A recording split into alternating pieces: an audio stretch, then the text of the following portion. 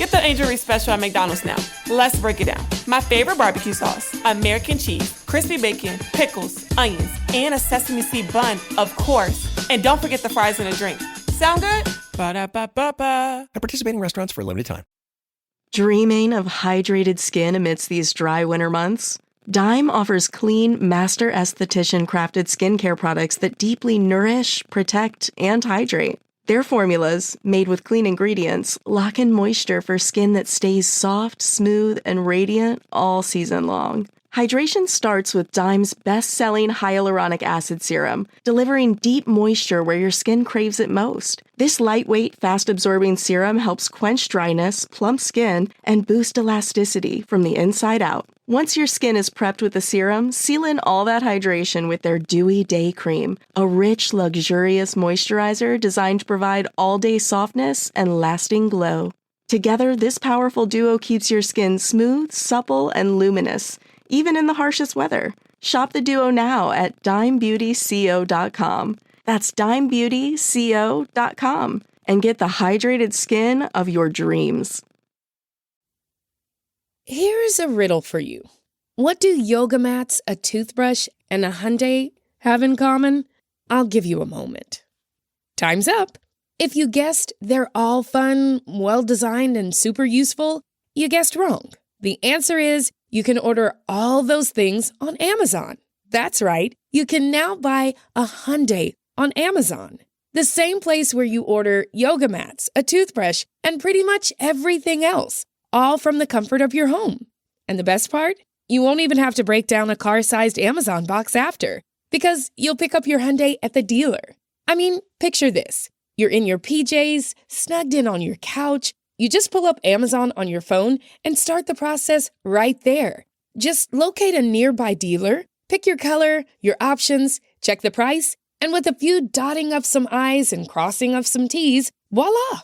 Your Hyundai is ready for pickup. It's that easy. Just remember to put on some real clothes before you head over, will ya? Hyundai, now available on Amazon. Visit HyundaiUSA.com or call 562-314-4603 for more details.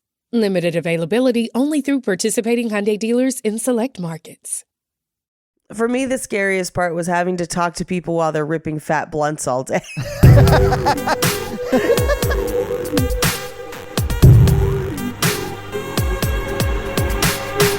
Between me and Mondo, I thought you'd be used to that by now.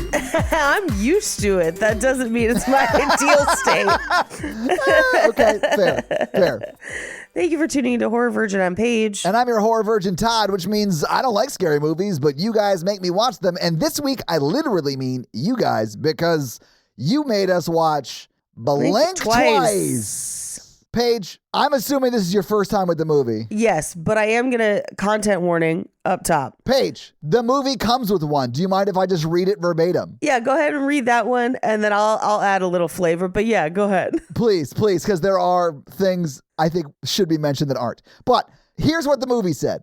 Blink Twice is a psychological thriller about the abuse of power. While this is a fictionalized movie, it contains mature themes and depictions of violence, including sexual violence. This may be upsetting or triggering for some viewers. Yes. Which I do think covers it all, but that's a very wide, disparity between what could be happening. Right. I'm going to say I kept waiting for it because I was like, I know it's going to be here. The movie told me it was going to be here. And then when it happened, I was like, good Lord, did we need to do that?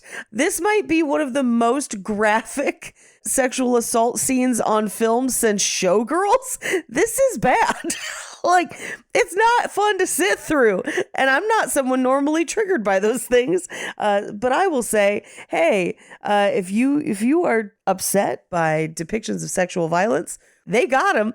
So be aware. Yeah. That's no joke. They ain't soft shoeing around that. It's in this movie. They're not. And it cuts to them in very quick cuts and then cuts away from them really quickly sometimes, as flashbacks. And then there's one really long. Oh, yes. No, Paige, you're right. Then there's the long cut is the one that I was like, oh, God. Oh, my God. Yeah. I think it makes the movie very, I'll say, effective for what I think the director was trying to get across. Yeah. Oh, yeah. So, like, whatever, that was, Lenny's daughter's choice. Zoe Kravitz's choice. Here's the thing. I understand it as a film choice. I 100% do. Same. But I didn't love it that much. Yeah, I was okay to not have it. Still not fun to watch.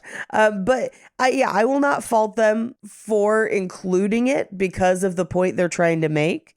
I think it falls under that column of this is true to the story and true to the metaphor and true to the uncomfortable societal truths that this movie is picking at.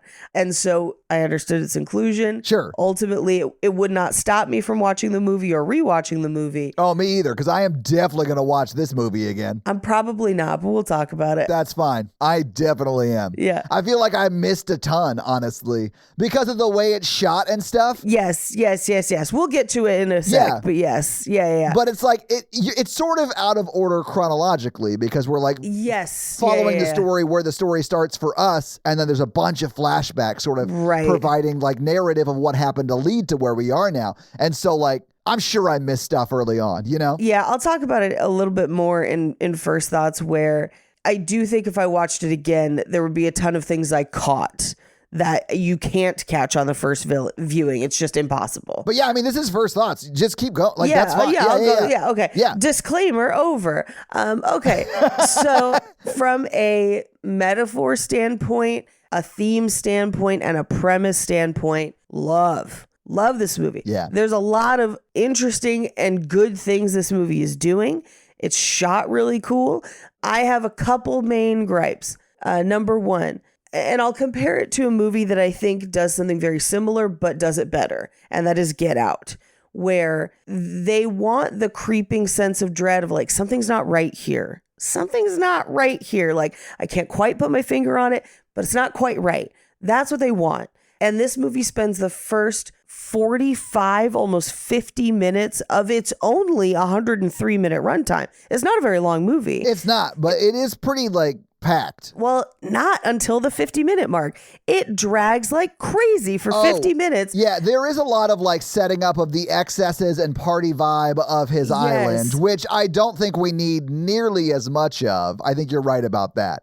I got that they were on Excess Island, at least for the guys. Yes. Like within 30 minutes. Immediately. Yeah, like we don't need a ton of that. Yeah. And we got a ton of it. But here's what I think, and this goes to whether or not we would watch it again. Knowing what we know now, having seen the entire movie, I think if I went back and watched that 30 minutes, there would be a lot more clues. And I'd be like, oh, shit. Oh, my God. That's where this was. However, yeah, I think so, too. On a first watch, they don't do enough to disturb you. Whereas, like, Get Out has a few key points that you're like, oh, shit, something is fucked here. But I don't know what it is. I still don't know. But it's fucked. This movie, the pieces that it puts into place to be like, something's not right, are too small until we get to the big one of Jess disappearing. Because that's one that you can't ignore, right? And the ones that they put in along the way, you're like, that's not good. Oh, that's not good either. But it doesn't give me enough information to try and formulate any clear view of who I should be scared of and why. And so for me, that really makes the first 50 minutes of this movie drag. Now, the other problem with that is that 50 minutes, we know something is fully wrong. We probably know what it is.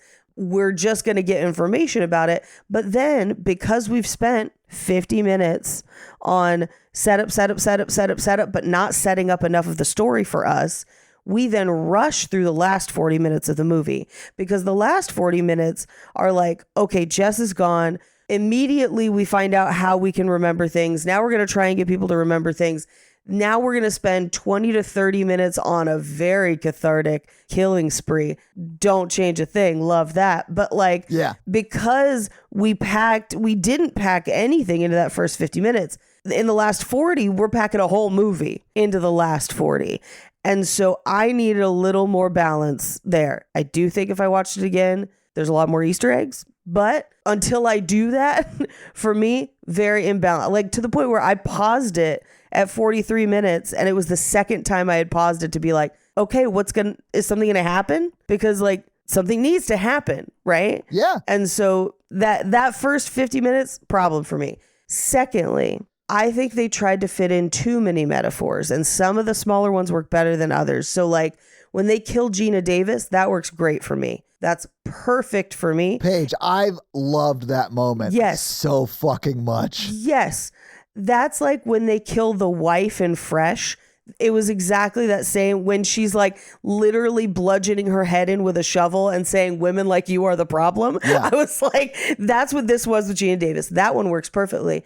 My problem comes when they deal with Lucas, where the comments that Channing Tatum makes to Lucas of like, you did nothing. You did nothing for yourself. You did nothing for them. And then they kill Lucas. And I'm like, hold up. Lucas is a victim. I thought Lucas was a victim too. Like he has a black eye at one point when they're still in the forget-me-not phase. Yes. And I thought that there was one guy on the island that Lucas was his type. You know what I'm saying? 100%. So like, yeah. Yes. I didn't like that very much either. I felt bad for Lucas because he got nothing but sexual assaulted for weeks.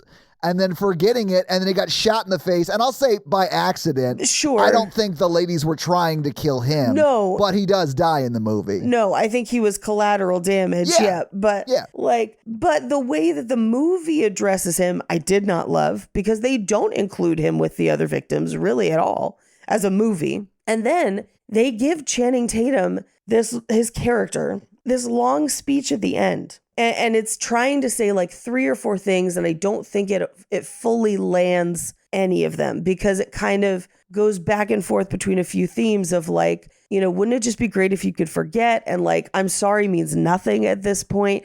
It's a very interesting way to think about this because it is the way a true narcissist would view what is happening of like, what do you care you don't remember?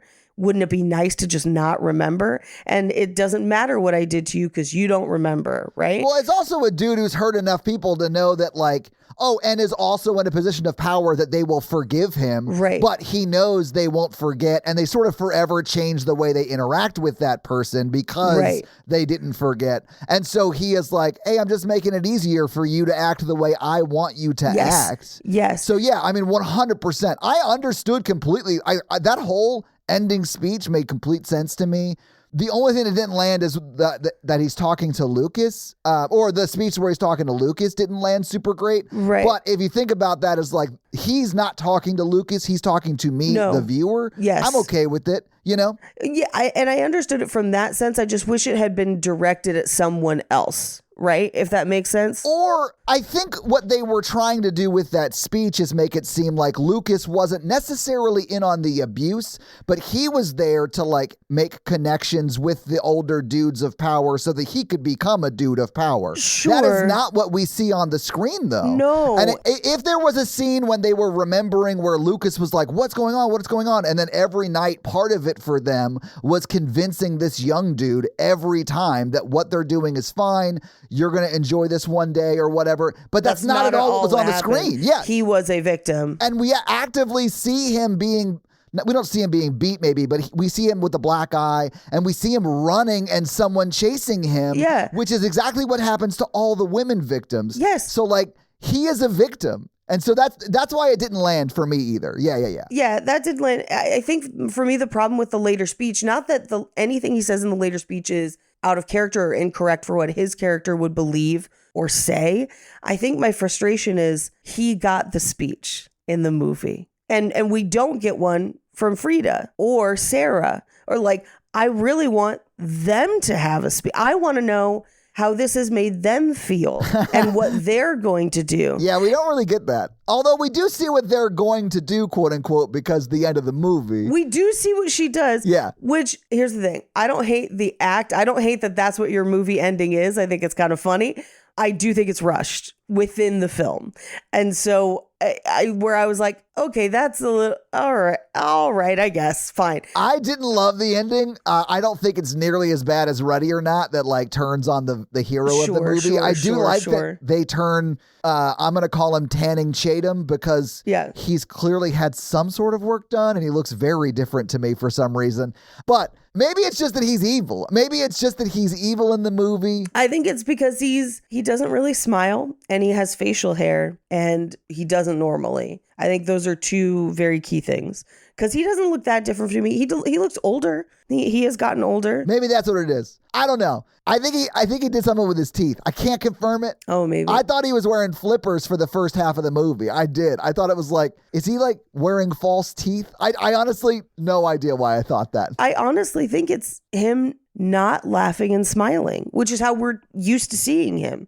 Because even though he is in the movie, he is air quotes friendly. For a good portion of the movie till you find out what's happening, he is positioned as friendly. I do think he's perfect casting for that because his character is very like, hey, is everything all right? It's chill. We're going to hang out. And like very disarming. But I do think that we are used to seeing him smiling, laughing, cracking jokes, and he's not doing any of that. He's really playing it very straight through most of this movie. And I think that is maybe what you're seeing because he didn't look that different to me. I think what I'm seeing, and I just Googled it, is that Channing Tatum got veneers. Did he get veneers?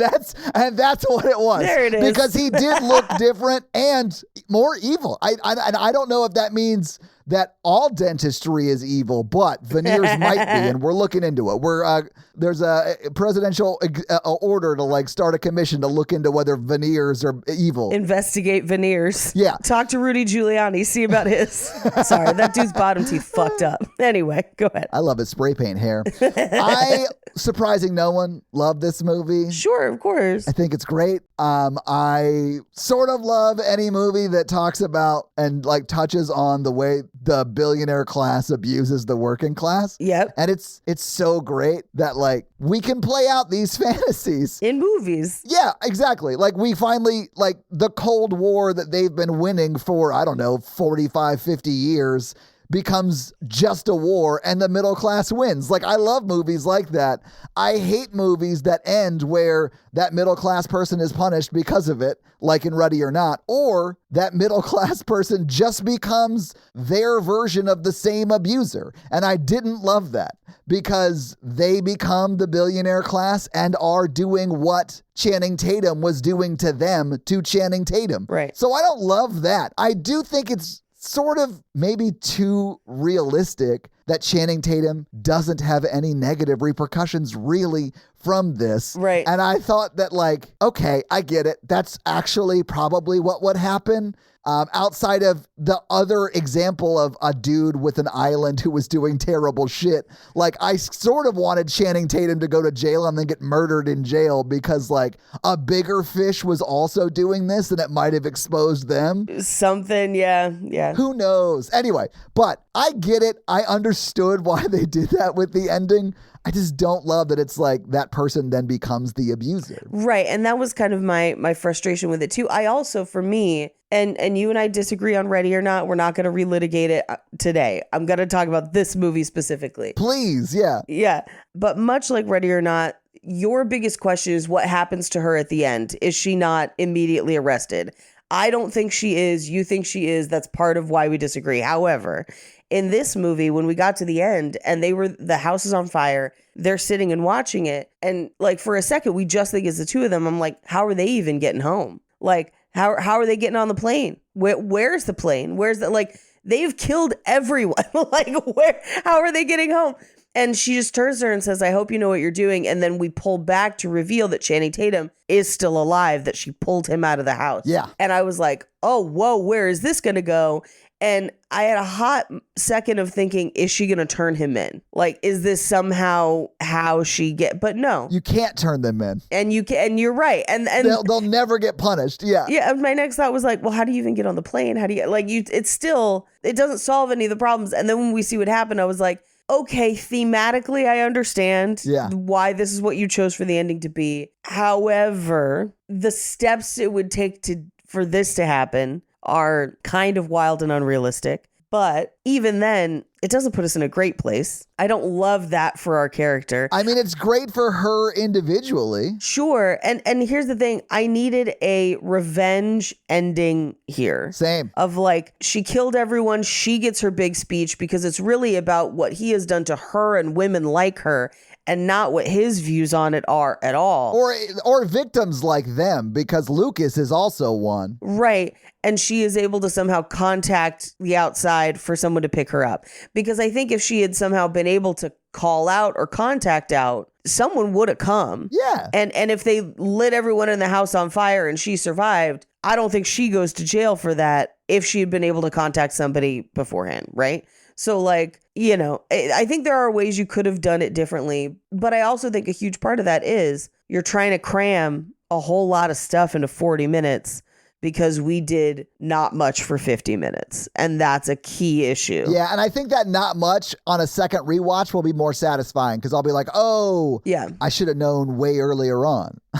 You know, like those kind of moments. But also even with the Easter eggs that might be there, I don't know that it's 50 minutes worth. I think it could have been 30 minutes worth. And then we push that 20 into the back half somewhere. Paige, 100%. I don't think you're wrong. Yeah. I just think that on a second rewatch, I'll enjoy that section more because I'm sure there are things that are like Easter eggs or whatever that are planted there. Yeah. You know? There were some that I even thought of as I was figuring stuff. I was like, oh, then that's this and that. Yeah. And I'm sure there'd be more on a second watch. But I still believe 30 minutes there, 20 minutes into the back half for more of the planning and for more of them figuring out what all is going on. Because they literally within 5 minutes have it all figured out. And I'm like, well, okay.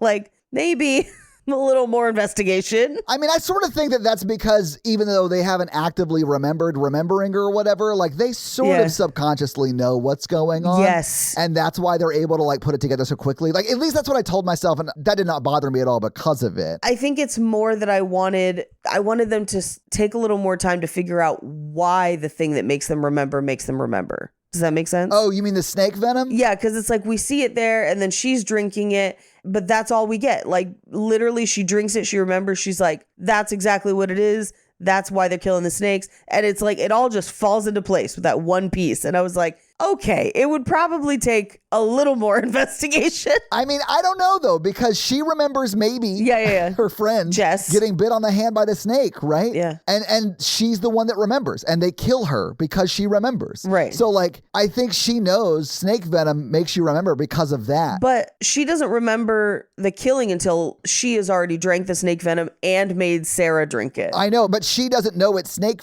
venom when she drinks it. She thinks it's just alcohol, and that lady is like just drinking alcohol in the closet. Well, no, because the lady points at the snake, is like, it's snake venom. You just drank snake venom. Well, after she drank it, yeah. So like they know that, yeah, after she drank it. But it's like, I think she was just trying to do a tequila shot with the help. Oh, sure. Because she's like a friendly lady and wanted her to feel like she wasn't going to get busted for it, you know? Yes, but it's after that point where it's like she drank that, so she knows she drank snake venom. She spends a whole ass day not looking for maybe, but in part because she hasn't quite remembered stuff yet. The timing on when people remember seems to be... It's very plot driven. You're right. Yeah, 100%. Well, I'll call it serving the metaphor in the sense that not everyone will contextualize or engage with their trauma at the same time on the same time frame. That's fair. Fine. Yeah. But she kind of remembers, and then Sarah finds the lighter and comes in, and that's the impotence for them to like, she's like, I remembered everything. I hid the knife, and it's definitely this, and it's definitely snake venom.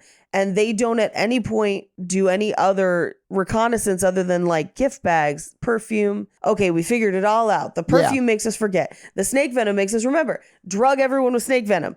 And that's 5 minutes of the movie, whereas 50 minutes of the movie is partying. Yeah. And you're kind of like, hey, you could have given me 10 to 15 minutes on the snake venom. Yeah, I don't necessarily disagree, but I think that upon rewatch, that section will be more satisfying to watch, maybe. Yeah, probably. And at the risk of like sounding like a terrible, terrible person, there was a moment in this movie where I felt so seen. Oh, there's one for me too. I'll talk about it, but yeah, go ahead. I'm just going to reveal mine right up front because like the hurt in Christian Slater's voice when Tanning Chatham says, "You're my best friend," to the victim. And he's like, "You're like my best friend." He's like, "What?" What? I was like, "Oh, I've been there. I've been there, Slater. I have been there." Mine was much earlier in the movie. But I do understand how that resonates with you. Yeah. I think I've seen that same hurt in your eyes. But I think that's why you do it to me. Anyway. But Paige, maybe we should just go through the movie scene by scene. Let's do it. Let's do We it. start on a lizard photo that's not going to make sense for 89 more minutes. That is so accurate. I was like, oh, cool. Cool, a lizard. It's a pretty, like, cinematographic shot of a lizard. Ooh, in my notes, I just have, ooh, lizard. There's some wild shit in my notes. I was watching this very late last night. I believe it's pronounced Lizard, but Lizard, Matthew Lizard. that's Lillard. Thank you very much. So we see her, our main character, Frida. We will learn her name is Frida. We don't know that yet. Right. Lighting incense in her bathroom and scrolling through TikTok for pictures of nail art. And I was like, oh, was this me earlier today? I was like, do they have a camera in my bathroom being like, aren't you supposed to be pooping right now? No, I need to find out what glitter I'm going to have Desiree put on my nails. Like, it's no, I can't. But she stops on a video and they do this video really well of Yeah, they do. Channing Tatum's character Slater King apologizing for his behavior. Very vague. Doesn't say what exactly he's apologizing for. We never find out. Never find out. And they're like, where is he? And we will find out where he's been later. Now, I have a question for you, though. At the end of the movie, I was thinking about this. Do you think, based on whatever happened before, Right. and we don't know what happened before. You mean when she was on the island before this moment chronologically in the movie? No, I mean, whatever Channing Tatum is apologizing for. Oh, I'm sure it was in the sexual assault realm, whatever it is. Me too. Yeah, that's 100%. what I assumed, right? Yeah. Do you think he sought out that island for that chemical property that is in the perfume? Because they say multiple times it only grows here. Yeah. Like the island is unique in that way. So I thought that he disappeared. I thought he spent time finding a compound and then finding the island and like all of that. I mean, I'm 100% sure that is why he's on that island. I don't know when he learned about it. Like, he might have learned about the island and started, like, building out this. It is sort of a laboratory in sort because they are, like, trialing this drug. But also an Epstein Island. It's very much an Epstein Island, but it's Yes. also, like, they're like testing out this forget-me-not drug or whatever, right? Right, So like, right. oof magoof. And I assume charging all the businessmen who come to try it out. I'm sure they're charging a shitload of money. And the dark thing about this movie is there are so many rich people that have that perfume now. Yes. Yeah. Yes. That are doing like what was done to Madame Paléco recently. Like that also got featured on a Law and Order episode recently where they're taking that perfume home and I'm sure drugging their wives or mistresses or whoever. It could be who the fuck ever they want. That person will not remember. Yeah. Whoever they want. And that's a horrifying thought.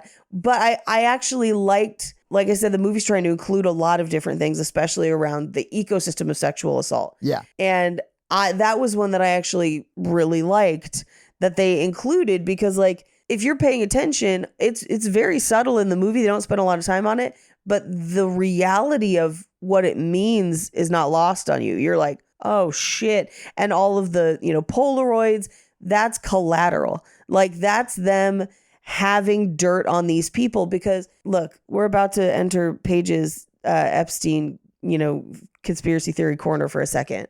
I don't think Epstein was killed because of what he was doing on the island or anyone being afraid of what he was doing on the island. I think a lot of what Epstein did in enabling the sexual assault and sex trafficking of many, many women was to gain secrets for different governments and powerful people on earth. And those secrets are why he was killed. I like that you jumped past the conspiracy theory that he didn't kill himself in jail. Like, Girl, it is come known on. that he was murdered. It's not that he killed himself in jail, which to me is funny because, duh, that's right. And also, like, that is not at all the official story that we were told. But of course that's what it was. Yeah. Of course he was able to get away with what he was doing because he had dirt on powerful people. And all of that is like, I have no idea if that's true or not, but that's the way it makes the most sense to me. Yes. I'm not saying that it is absolutely true because I do not know. I have no proof and I will never have proof. So I'm largely trying not to think about it. But that is, in my mind, how we got away with it for so long. 100%, and would have continued were it not for, it was almost like his side business got sloppy. And it's kind of like Al Capone getting, brought up on tax charges. Yeah, is Jeffrey Epstein getting caught for sex trafficking, because he was doing a lot of other stuff, I think. And I think this was going to be the same thing. That's why they had the photos.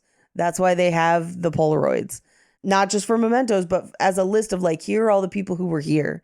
And if you ever try to fucking cross us, you were here and we have a photo. Yeah. Yeah. I mean, I definitely think if Channing Tatum went to jail in this movie, someone would have him murdered in jail. 100%. And I'm not saying who that someone would be, but it was probably whoever was president at the time. And I do not remember when he went to jail. So like, I'm not saying it's any one person. I honestly don't remember. It could be anybody. Oh. Well, I mean, it could be Trump or Biden, because I have no idea. It was Trump. Welcome back to Paige's Conspiracy Corner. Well, there you go. I mean, that's the one that makes more sense. But well, here's the thing. And they were friends, and he definitely had dirt on Trump. Right. I've seen a lot of pictures of them together. So like, that's why that one made more sense to me. A lot of people theorize that the Clintons had him killed, and I am here to tell you, literally every president for the last 20 years has had a reason to kill this man for geopolitical reasons, and maybe not even the sex trafficking reasons. Anyway. I definitely think Bill Clinton had a reason to have him killed. I don't know that he did, but 100%. They were like, he just went to the island for lunch. Sure he did. That's great. He went to the island for lunch 3 times or whatever. It was multiple times, right? No. Yeah, I feel the most bad for Ludacris, who like documentably only took the plane to and from a charity event. Like they loaned out the plane, and that's why he's on the flight logs. And he's like, I didn't even know that was the plane. I was just trying to quickly get to Atlanta or whatever. And like, but people know it never went to the island. It only went to this thing. Yeah.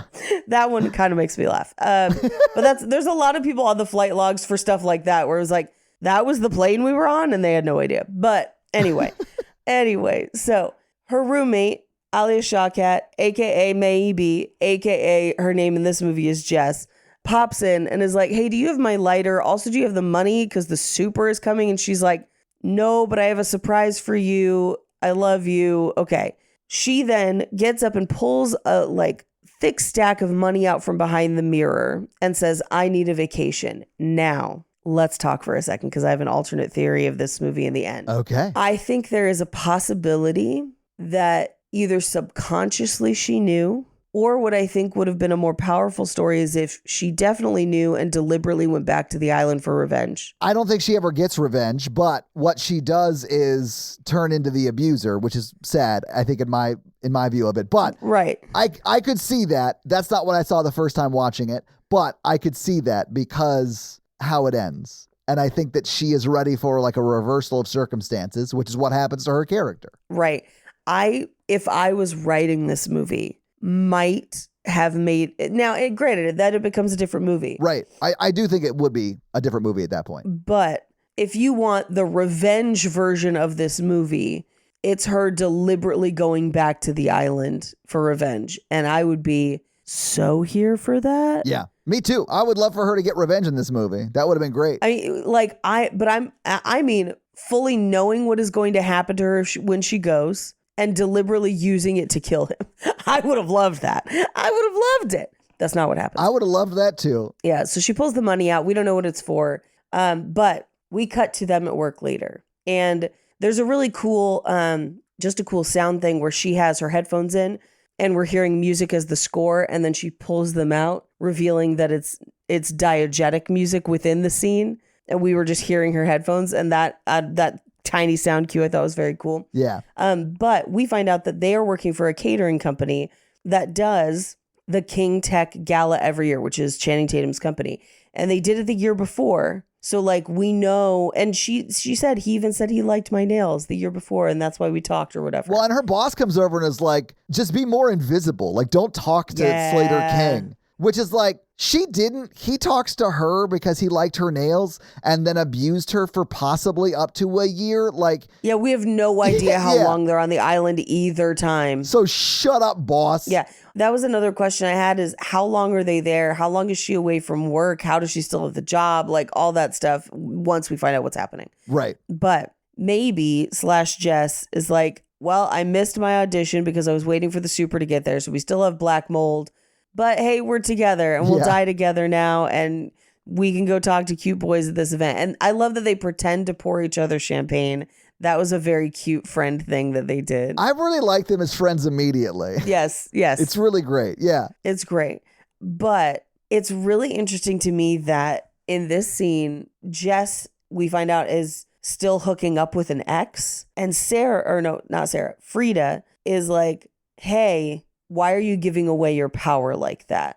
And in the context of the rest of the movie, that is a very interesting exchange for them to have. Yeah. Especially considering how things shake out in the end. So on a rewatch, I would say watch that scene closer because that probably does have some little nuggets of breadcrumbs for later. I'm sure it does. Yeah. But we go to the gala. It is bougie nonsense to the nth degree. I actually love the way it's shot because there's like maybe 15 tables. It's not that many. Yeah, it's not big. Yeah. And there's maybe 3 or 4 people at every table. It's not like it's a packed room, but it's a completely white room. The tables are solid red. Yep. It's like very striking pieces of furniture and stuff like that. It almost looks surreal. Yes, it's very surreal. Instead of a stage, there's like white kind of like curved staircase. Yeah. That everyone presents from. It looks like the Oscars as opposed to a gala. But if the Oscars were just like 15 tables. 15 tables, yeah.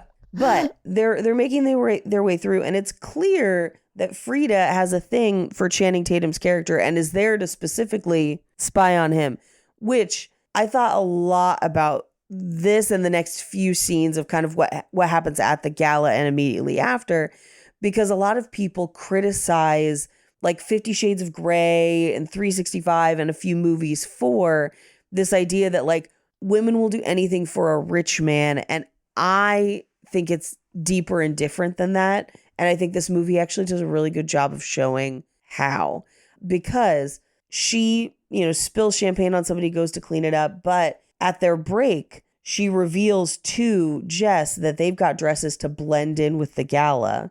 And they don't really blend in. They almost get asked to leave, but before they can. I love that though. Sorry. I love that though because I loved that plan. It was great. Like when they go into the bathroom and she's like, do you want the red dress or the blue dress? And then they like walk out wearing the exact same dress, but one's in red and one's in blue. And I kind of love that. Great. They look great, but it's very clear that those dresses are not as expensive as what everyone else is wearing. So much so that even the security guard is like, who are I don't you? know you're supposed to be here. And what happens so they don't get kicked out. But it seems like it was heading that direction. Right. They were absolutely about to get kicked out. Yeah. And part of it's because her shoes are slippery on the floor. Probably because they're too new. Oh, I honestly thought it was because of what she spilled on the floor. Oh, that could be. I thought it was because she was slipping in the champagne she poured, but it could also be the heels because the heel does break. Yes, so, yeah. Because she bumps into one of their coworkers because they're waiters, so they're trying to like avoid them. They would be like your work office, like hosting a party and you showing up trying to like blend in with the party and not work. Like, it's so funny that they have to duck their coworkers. Can I tell you a legitimate fear that I have? Yeah. So the, upper leadership or whatever at work will sometimes go to an event, go out to have fun, do, like they're taking a client somewhere or whatever. They have gone to comedy shows before. Thankfully, never one that I have been on. But I live in fear of the day that I walk on stage and see the entire owners of the company that I work for in the audience, and I did not know that was going to happen. Yeah. Like, this is a thing that I actively fear, is running into coworkers in the wild when I did not expect to. But they expected to, because they're like, crashing this gala. Yeah, absolutely. They're here because of this. Although it is also their job. Like, so they had to be here. Yeah, they're in the middle of a Party Down episode, and I would kill to see the Party Down episode of the beginning of this movie. Paige, if it just showed like them getting ready in the back, like in the scene where they're like doing the fake pouring of the champagne or whatever, we just see like Adam Scott and the other cast members just like walking around, not even like saying anything in the scene, just like walking around. And then we get a Party Down episode that is just their perspective on what happened. Yeah, the two new girls dressed in like gala dresses and tried to blend in. Would love to see. But they bump into one of their coworkers who's carrying a whole tray of glassware. They slip, they fall, the glass goes everywhere, loud bang.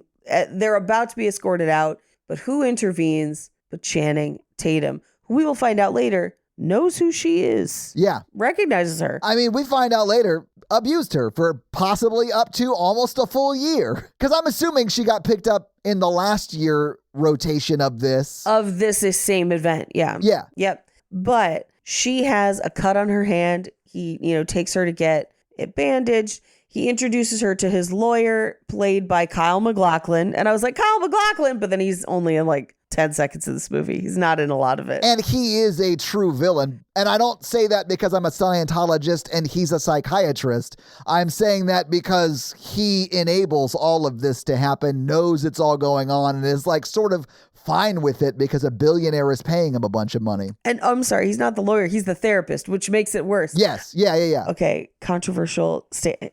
I have a pitch for you.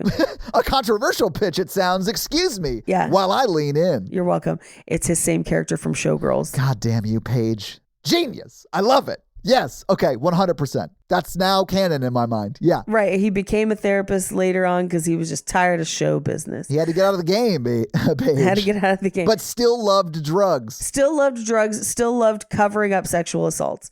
Anyway, we also meet, he introduces her to all of the people that we will meet later. Simon Rex, who is his chef. Christian Slater, who is his fixer, I'm going to guess is what Christian Slater's job actually was. I thought they said lawyer, but I'm not sure. Yeah, I'm not sure. And then Haley Joel Osment, who is not confirmed to be playing a version of himself in the movie, but seems to be basically playing a version of himself in this movie, which I loved. I thought that was hilarious. Yeah, he does a great job. I think he's great in this later stage of his life. He's just leaning into weird roles, and I love that for him. I loved it.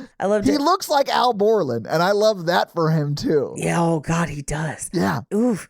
I never thought about that before now. Anyway, we also meet Simon Rex's character's girlfriend, or seemingly date for the night. Yeah. Who is Sarah. We will meet her a lot later. The movie, I think, does a really good job of making her seem like a romantic rival and kind of like a bad girl, almost like she is also a villain. Right. But then once you find out what's actually happening and she finds out what's happening, she is down for other women and we're going to get as many people out of here as we can.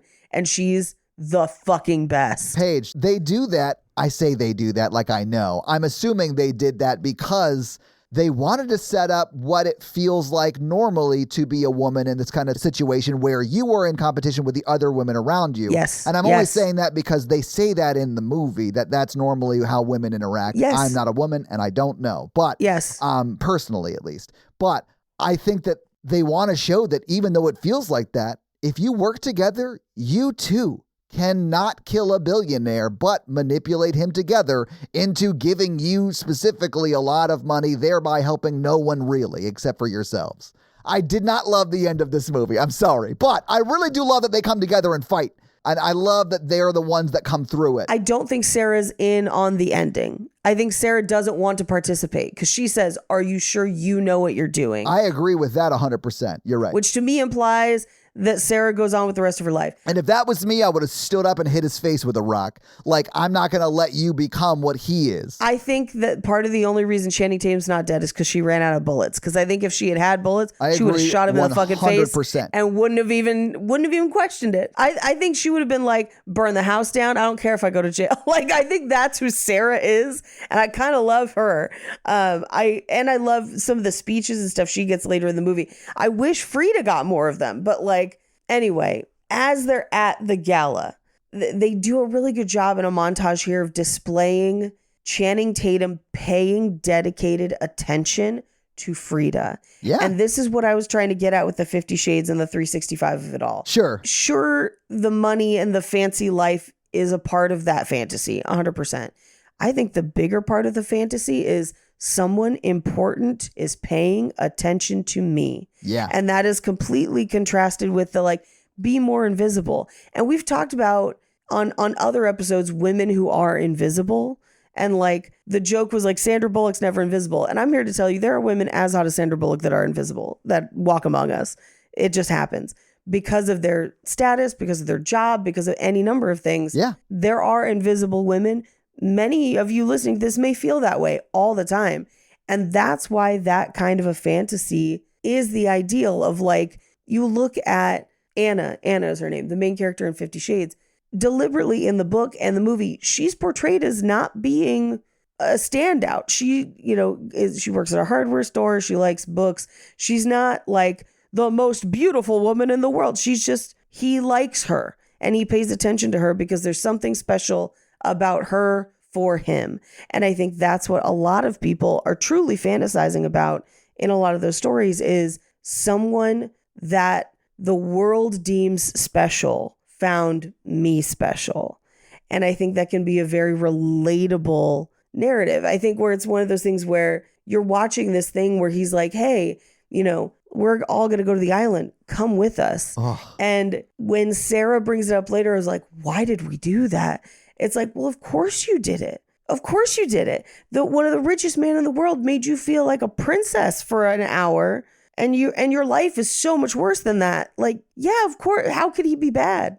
He treated me so well for this time. How could he be bad? He's a billionaire. How could he be bad? He's a billionaire. He exists and therefore is bad. But Paige, can I give you one that is not romantic, but is a good example of exactly what you're talking about, but is in no way like sexual at all? Sure. You know this. A lot of people that listen probably know this as well, but I worked for a billionaire for about 2.5 years. Yeah. And there was a lot of like, especially early on, where I was like, I cannot believe that this person values my time this way and like values my input on stuff. Right. And thank God, like this person wasn't the villain that Channing Tatum is in this movie. Right. And nothing bad happened. I traveled around with this person on their private plane for the better part of 1.5 years before COVID hit, and then we stopped traveling around together. But like, right. I knew that his dogs had their own seat on the plane. Right. Like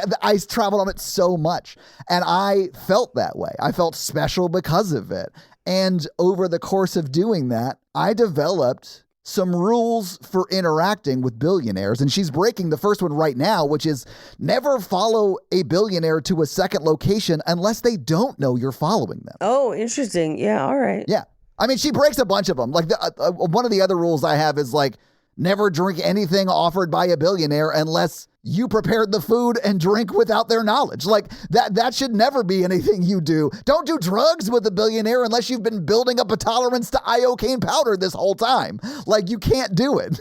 2 of these are rules that I also have. I just phrase them a little differently. Okay, my rules are... Oh, I'm not done. I have a ton of rules. Okay, do you want to continue and then I'll go for my revised versions? Oh, no, we can go back and forth. Okay. This is the comedic premise I brought to the table. I would like for us to ad-lib until we find good ones. Let's do it. Okay, cool. I, in my life... have had to interact with a lot of rich people and a lot of celebrities. Of course. At times I have to work with them, for them, around them. 100%, yeah. So my rules are, if you didn't drive there, you don't drink anything. Like, you drink bottled water, you drink Diet Coke. And bottled water that you opened. Right. You know, like, yeah. Right. And again, some of these people I have worked with enough to trust them and will be a little more liberal with that rule, but like it takes a long time.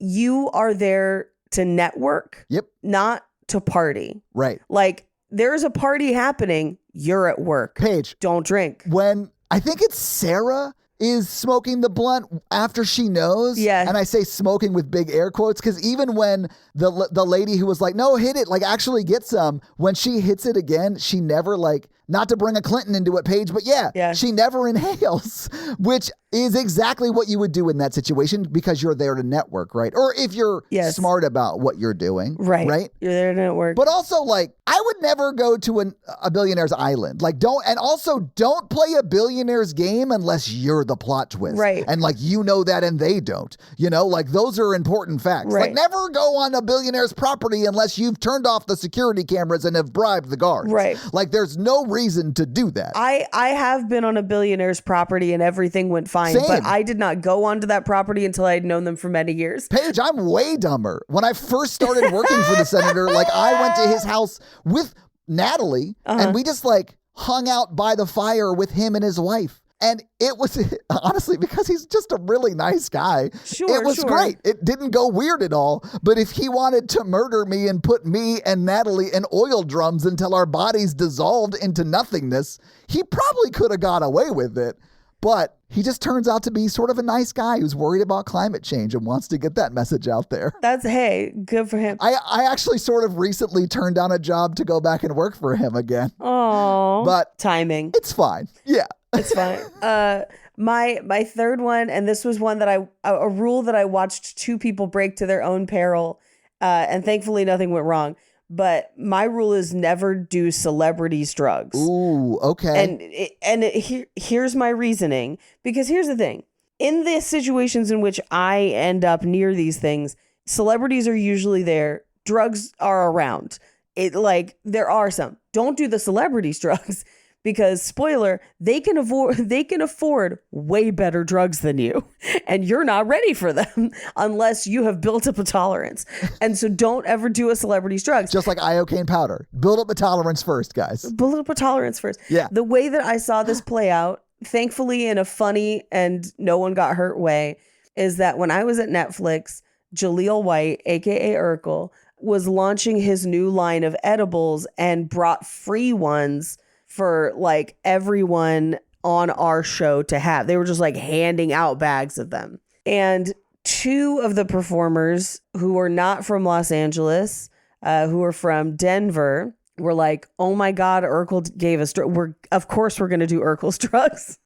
And they took the edibles. Paige. The next day we arrived back for the next show in the run. Paige. And they were glassy eyed. And they were like, we've been high for like 24 hours. And then he walks in and is like, did I do that? Did I do that? No, it just turns out his edibles be hella strong. And even the Denver people who were not new to drugs. No, they're from Denver, Paige. We heard what city they were from. We know. Right. They were like, we're supposed to go on stage in like an hour. I'm still high, man. Like, I don't know what's happening. I think they were high almost until their flight the next morning. Don't do celebrity drugs. You're not ready for them. You are not ready for them. But also, never assume a billionaire is unarmed unless you amputated them yourself. Oh, that's a good one. These are the rules. Yeah. That's a good, I didn't even think about weapons, but also because I'm usually not going to the house unless I would have already known if there were weapons there. Yeah. But like, never accept a ride from a billionaire unless you personally cut the brakes and tampered with their seatbelt. Then you know. Yeah. Then you know. And make sure you keep yours buckled because you know where this is ending. And where it's ending is the tree. I, in general, don't accept rides from men unless it's like an Uber or something. Unless you called them. Yeah.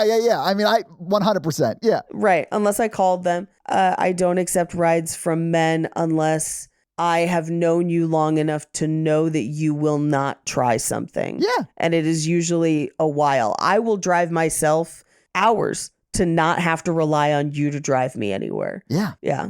Mm-hmm. I mean, I think that's a very good rule. Yes. Yeah. Mm-hmm. It's a sad rule. But anyway, don't get on planes with billionaires that you just met. Yeah, never go with them to another location unless they don't know you're following them. Especially also if you are not in their social class. And I mean this from a safety standpoint, because to them you are expendable. Your murder is a lot easier to hide than a famous person. Yes. So like the more famous you get, the safer you get in these situations because they can't hurt you without other people finding out. So like, if you're a waitress and you're waiting on, let's say, Jeff Bezos, and he's like, get on my plane, fucking don't.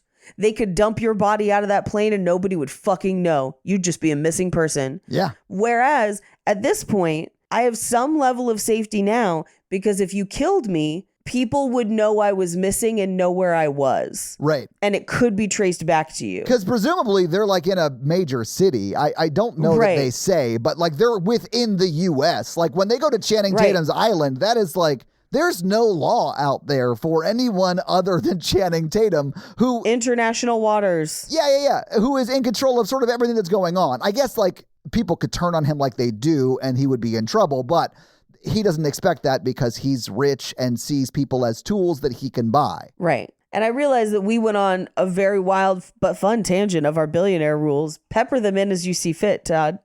As we go through, we'll add more. Sure, but I'll see if I can come up with some other rules that are comedic gold off of like the top of my head like that. There you go.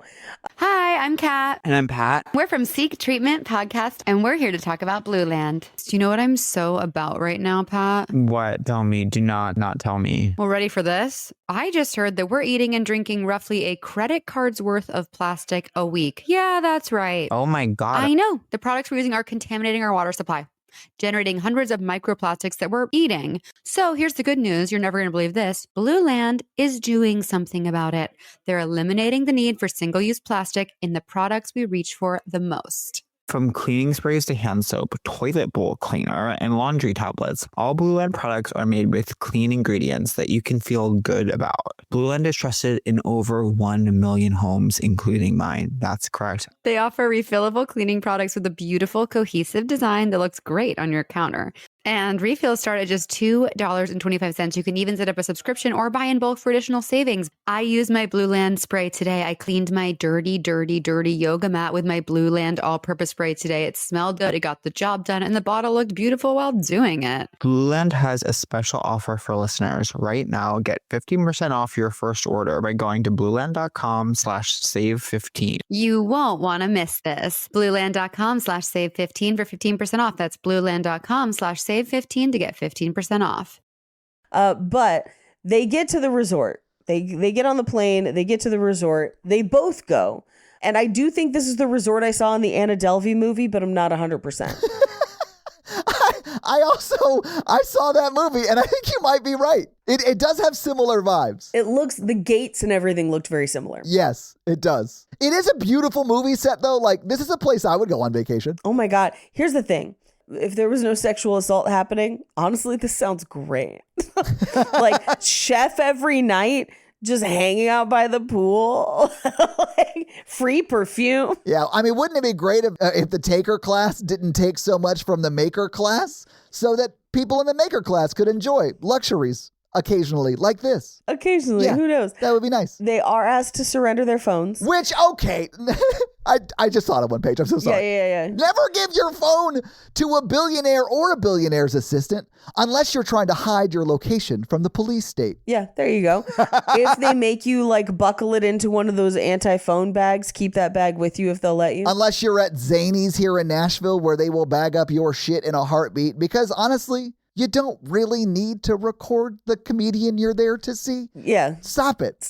Yeah. The light bothers our eyes from the stage. But also, like, that's material that pays your bills. Yes. And someone, like, capturing it and posting it online sort of burns that material for them on some level. Let's go into it. It's not just that it burns the material. It's that if you post it online, your video might get millions of views. I literally yesterday. When was it, Paige? I'm sorry, I missed it. It was actually the day before yesterday, but no, you did say yesterday, which is technically the day before yesterday because it's yesterday's yesterday, Paige. Correct. I think arguably subconsciously you were right. I knew. Just like Frida. But I just finally got monetized on Instagram. It has taken years. Oh, yeah? Years. And Instagram finally reached out and was like, you have been selected. And I was like, oh my God. Like, I still haven't figured out how it works. But if you post something of mine and it blows up, you might get 1 million views on it. I won't get paid for any of it. And yet it was my material. And people will see it and see me and be like, oh my God, that's you. And I'm not getting any of it. But Paige, you get paid in exposure. So just like take that exposure to your like grocery store and pay for your food with exposure. Why don't you just do that? Oh, I told someone to fuckity fuck off this week for exposure. As you should, Paige. That's my point. Like, I think that is such a bullshit thing. Even if it's Chappell Roan that did it, and it makes me sad because I like their music, but like, it is what it is. You got to pay your artists. Here's the thing. There are different levels of exposure and sometimes it's worth it. And you as an artist have to make the choice as to whether or not that exposure is monetarily worth it for you. I've done tons of shit for free for exposure. I've done that. And it was a calculus I did personally. And I made that choice. Yes. Yes. But if you're mean to the person who said no because they need money and not exposure, that's a problem. Yeah, if you're the one offering the exposure, you have to be like, I totally understand, man, but thank you, whatever. Like, if you know anyone who is interested, here's the price, whatever. Right. Great. That is usually not the offer. Everyone thinks their exposure thing is worth $1 million, and it's not. But things like, like the first time Netflix is a joke did their festival, they did not pay us. But it was worth it to have videos of you with the fucking Netflix logo on it. Yes, it is. That was as simple. It's a legitimizing thing. Right. Yeah, I get that. Yeah, the second time around, they paid us. And you're like, okay, cool, man. Like, great. But there are some stuff like South by Southwest didn't pay us, but they paid for passes to the festival, paid for our flights, paid for us to get out there. You just didn't get money for any of the shows, but you're like, I got a free trip out of it, and I got a bunch of videos with me with the South by Southwest logo on it. But like, if somebody's just like, I'm making a short film, you're like, unless I really like you or really like your script, cannot expend that amount of time. I'm so sorry. Just because of the podcast, if I had the time, I would fully be in someone's short film, like Sure. indie horror film. I would totally do that as long as I got killed. Like, I just want to be killed in a horror film. Oh yeah, that sounds fun. I think that would be such a fun nod to the audience if I can fit it into my schedule. Yeah, but there's no way I would, like, especially right now. Maybe after I'm less busy at my job, I can do that kind of stuff. But well, and that's the thing. It's like sometimes if I'm not busy, I'm like, yeah, I have time for this fun thing. Why not? Exactly. Whatever. But again, just to tie it all back thematically, the offer's made, we choose to accept it or not, that's fine. Right. But yeah, whenever I reach out for like graphic design work, which I've done quite a few times, I've done this to Andrea Gazzetta, who I love. Yeah. I always say things like, charge me what you would charge someone you don't know. Yes, I don't want you to give me a discount because we're friends or whatever. Like, I value your art so much that I want to pay full price for it. Like, I don't want to be that person. But it also means like I don't do that often because I don't have that much money for it. But like the girl I hired for my pitch deck has been phenomenal, and we've had a great time working on it. She's been incredible. But it was also like, I value you and your work. I value your judgment within the work. And like, let's figure out what the cost is. Let's, whatever.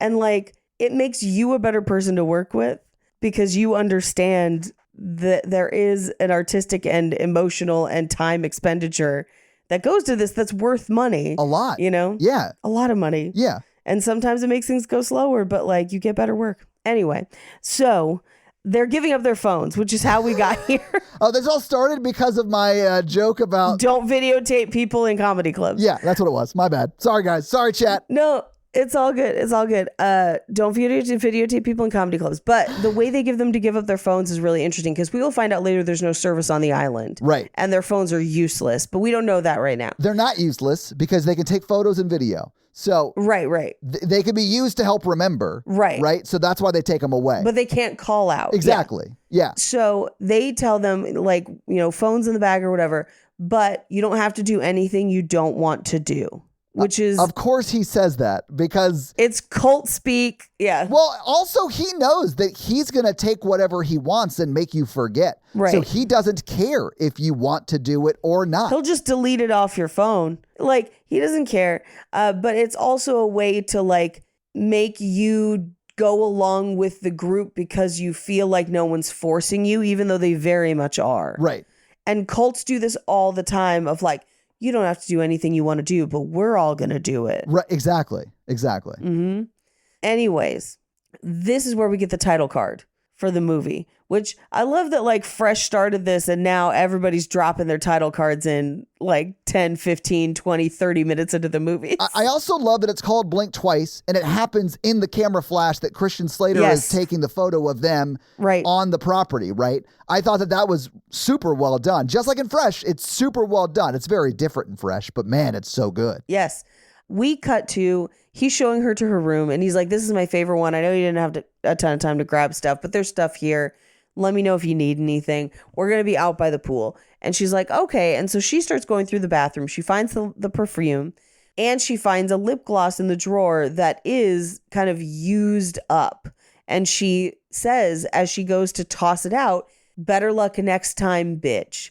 Which I think is her being like, to whoever girl was trying to sleep with him before, better luck next time, I'm here now. Because I think she thinks she's there for a romantic weekend. Yeah. And her throwing it out is wild because we will find out it was her. So the better luck next time truly is next time. Yeah. But there's, white pool clothes and stuff for her. She's about to put them on, but she encounters the cleaning lady who just says, Red Rabbit. And I love that the cleaning lady has a snake tattoo. Yeah, I saw that too. That's kind of a clue to us too. Yeah. But the Red Rabbit, we don't know what that is until like the end of the movie. To like 90 minutes from now. Yes. I know. So like the whole time when she's yelling it later, I was like, what are you saying? Like, what is happening with this Red Rabbit thing? Right. And then it explains it. And you're like, oh, I guess she was just saying it so many times because it was on each fingernail and she was counting the times. I don't know. I'm just making a joke that she said it like 30 times in the movie. A million times. Yeah. Yes. So she definitely had she had the Red Rabbit on all of her. All 30 fingers. Yeah. All of her 10 hands. Yeah. 10 hands? All of her 10 fingers and 20 toes, as you famously believe. And 20 toes. Exactly. 30. But I do love that they go out to the pool and her friend Jess is like, I can't tell if this is all weird or if they're just rich, which is a question that sometimes you have to ask billionaires. Are they weird or are they just rich? And there are some billionaires that I have known for a while that I'm like, oh, they're just rich. They've been rich for too long. Yeah. And they're weird. But sometimes when you have someone who used to be very poor and now is very rich, they will still do really kind of funny poor people things as a rich person that makes them endearing in some ways. Like a person that I have worked with a lot was very, very poor when they were younger, and now they have a lot of money.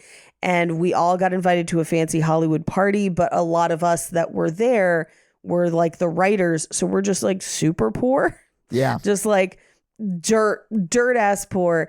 And we'd been working like all day. It was like tiny aperitifs of like, this is not enough food. And some of it's gross. And it's just rich people bullshit food.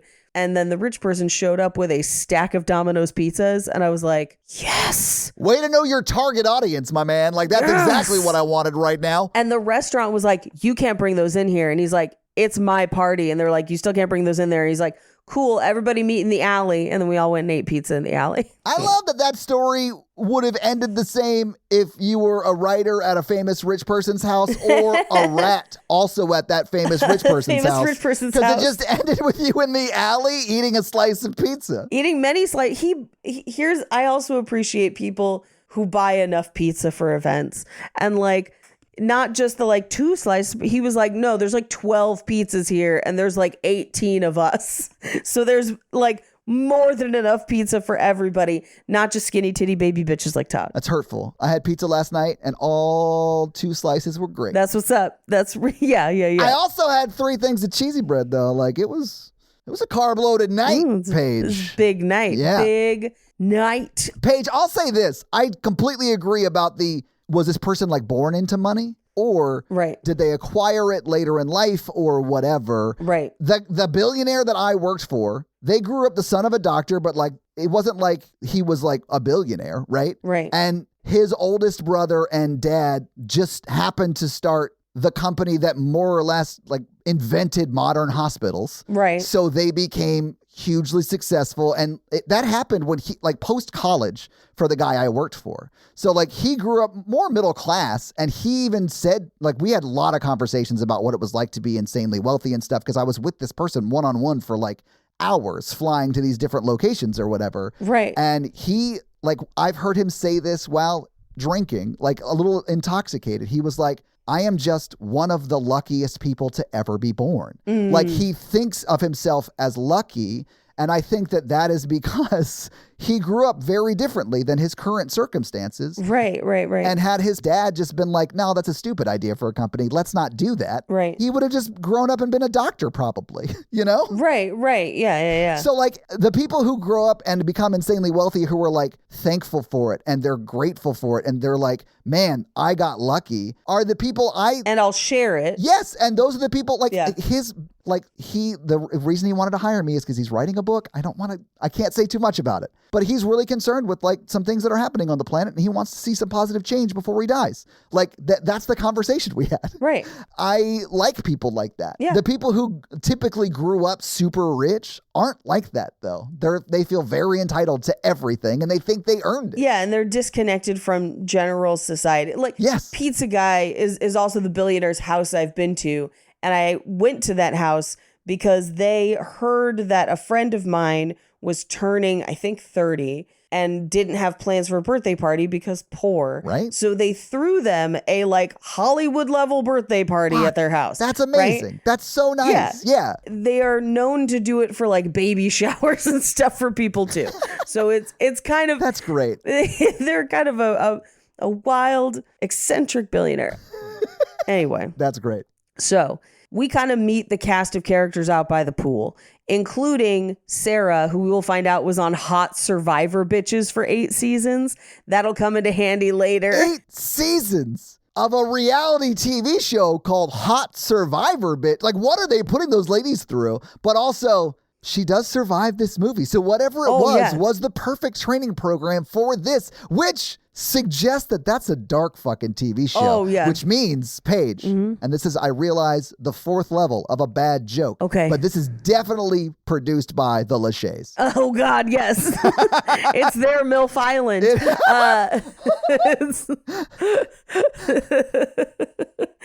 I pictured it as like Alone, but it's just women who would have normally been on like Rock of Love bus. And honestly, here's the thing about some of those ladies. Some of them not going to survive. Some of them warriors. And that's what I kind of love about hot women. You could go either way. Is like some of them are just like, I'm hot and reaping the privilege of that. And others are like, oh, I'll cut a bitch. Love them. Love them. Best friends in the bathroom. You don't last 8 seasons on Hot Survivor Bitch or whatever it was called. Yeah, Hot Survivor Bitches. Unless you're like a stabber. Unless you're like gonna survive. Cutthroat. Yeah. Love it. By the way. Love it. The first title for that TV show before they changed it was Naked, Afraid, and Dating. People you want to see naked and afraid. I went through a phase where I was watching a lot of Naked and Afraid because I'm just like, why did y'all sign up for this? I would never. Same. I told somebody the other day that I'm not signing up for a naked roast battle, and that's something that I do from a comfortable hotel and comedy club. Yeah, Paige. On the other hand, for me, the only reason I wouldn't be on Naked and Afraid is because it's in the woods. Right? I'm not going to go into the woods naked. Oh my God. There was one where this girl got so eaten by mosquitoes that they had to take her to the hospital. And I'm like, I can't think of anything worse. That sounds so horrendously awful. Yeah, on Naked, Afraid, and Dating, it's a different kind of eating, and I'm sure she'd be fine with it. Yeah, probably. As long as it's consensual. Exactly. But this is also where they set up more of the competition between them because she sees Channing Tatum paying attention to her. And so she like chokes on a raspberry on purpose to like get his attention. I mean, it works though. It does look like Sarah is disappointed that Channing Tatum's focus has been pulled over to Frida. Right. We cut to Channing Tatum and Frida taking a walk through like the flower groves. And he's like, it's this flower. It only grows here. And we realize it's the same name as the perfume.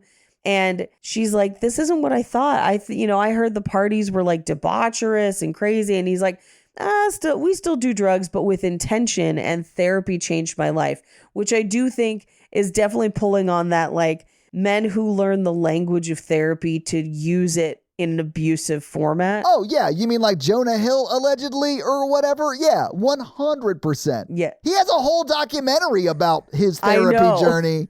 And then all that shit came out. And like, I watched that documentary and like some of the tools they give you in that documentary are helpful, but I wouldn't watch it. Oh, yeah, no. With the context we know now, I wouldn't watch it. Right. You know? Yeah. I honestly feel bad for the therapist in it, although I don't really know much about them. They might also be terrible. I have no idea. Who knows? No idea. But this is also where we see the like grounds crew killing snakes. He's like, we got kind of a pest problem, and it's the snakes. We'll find out later what happened. Oh, Paige, I also love that this is like, in my mind, the Garden of Eden, sort of. Okay. And the snake provides knowledge, right?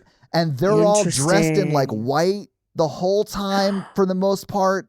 Like, I really loved the vibe of this movie. I don't know if Zoe Kravitz has directed anything before this, but I think they do a stellar job in this movie. Like, oh, yeah. It's just very well done from that side of it. And those are things that, like, I don't think they're saying that this is just like the Garden of Eden was. But it's playing on those themes. The stories that we've been telling ourselves for thousands of years are being weaved into this narrative too. And I really love that. I think that's really important. I did not think about that until right this second when you brought it up. I just looked it up. This is the first thing she's directed. Damn, she's good. This is great for a first time. Yeah. That actually makes a lot of sense with the narrative that the abusers have of forgetting is a gift. Yes. And within the framework of Adam and Eve, once they tasted the fruit of knowledge, they know about all the horrible things that can happen. Like sin gets introduced. It's Pandora's box. Yeah, which for Jess, or maybe, she doesn't actually partake of anything that gives her the knowledge because she gets bit. Right. It's sort of forced on her.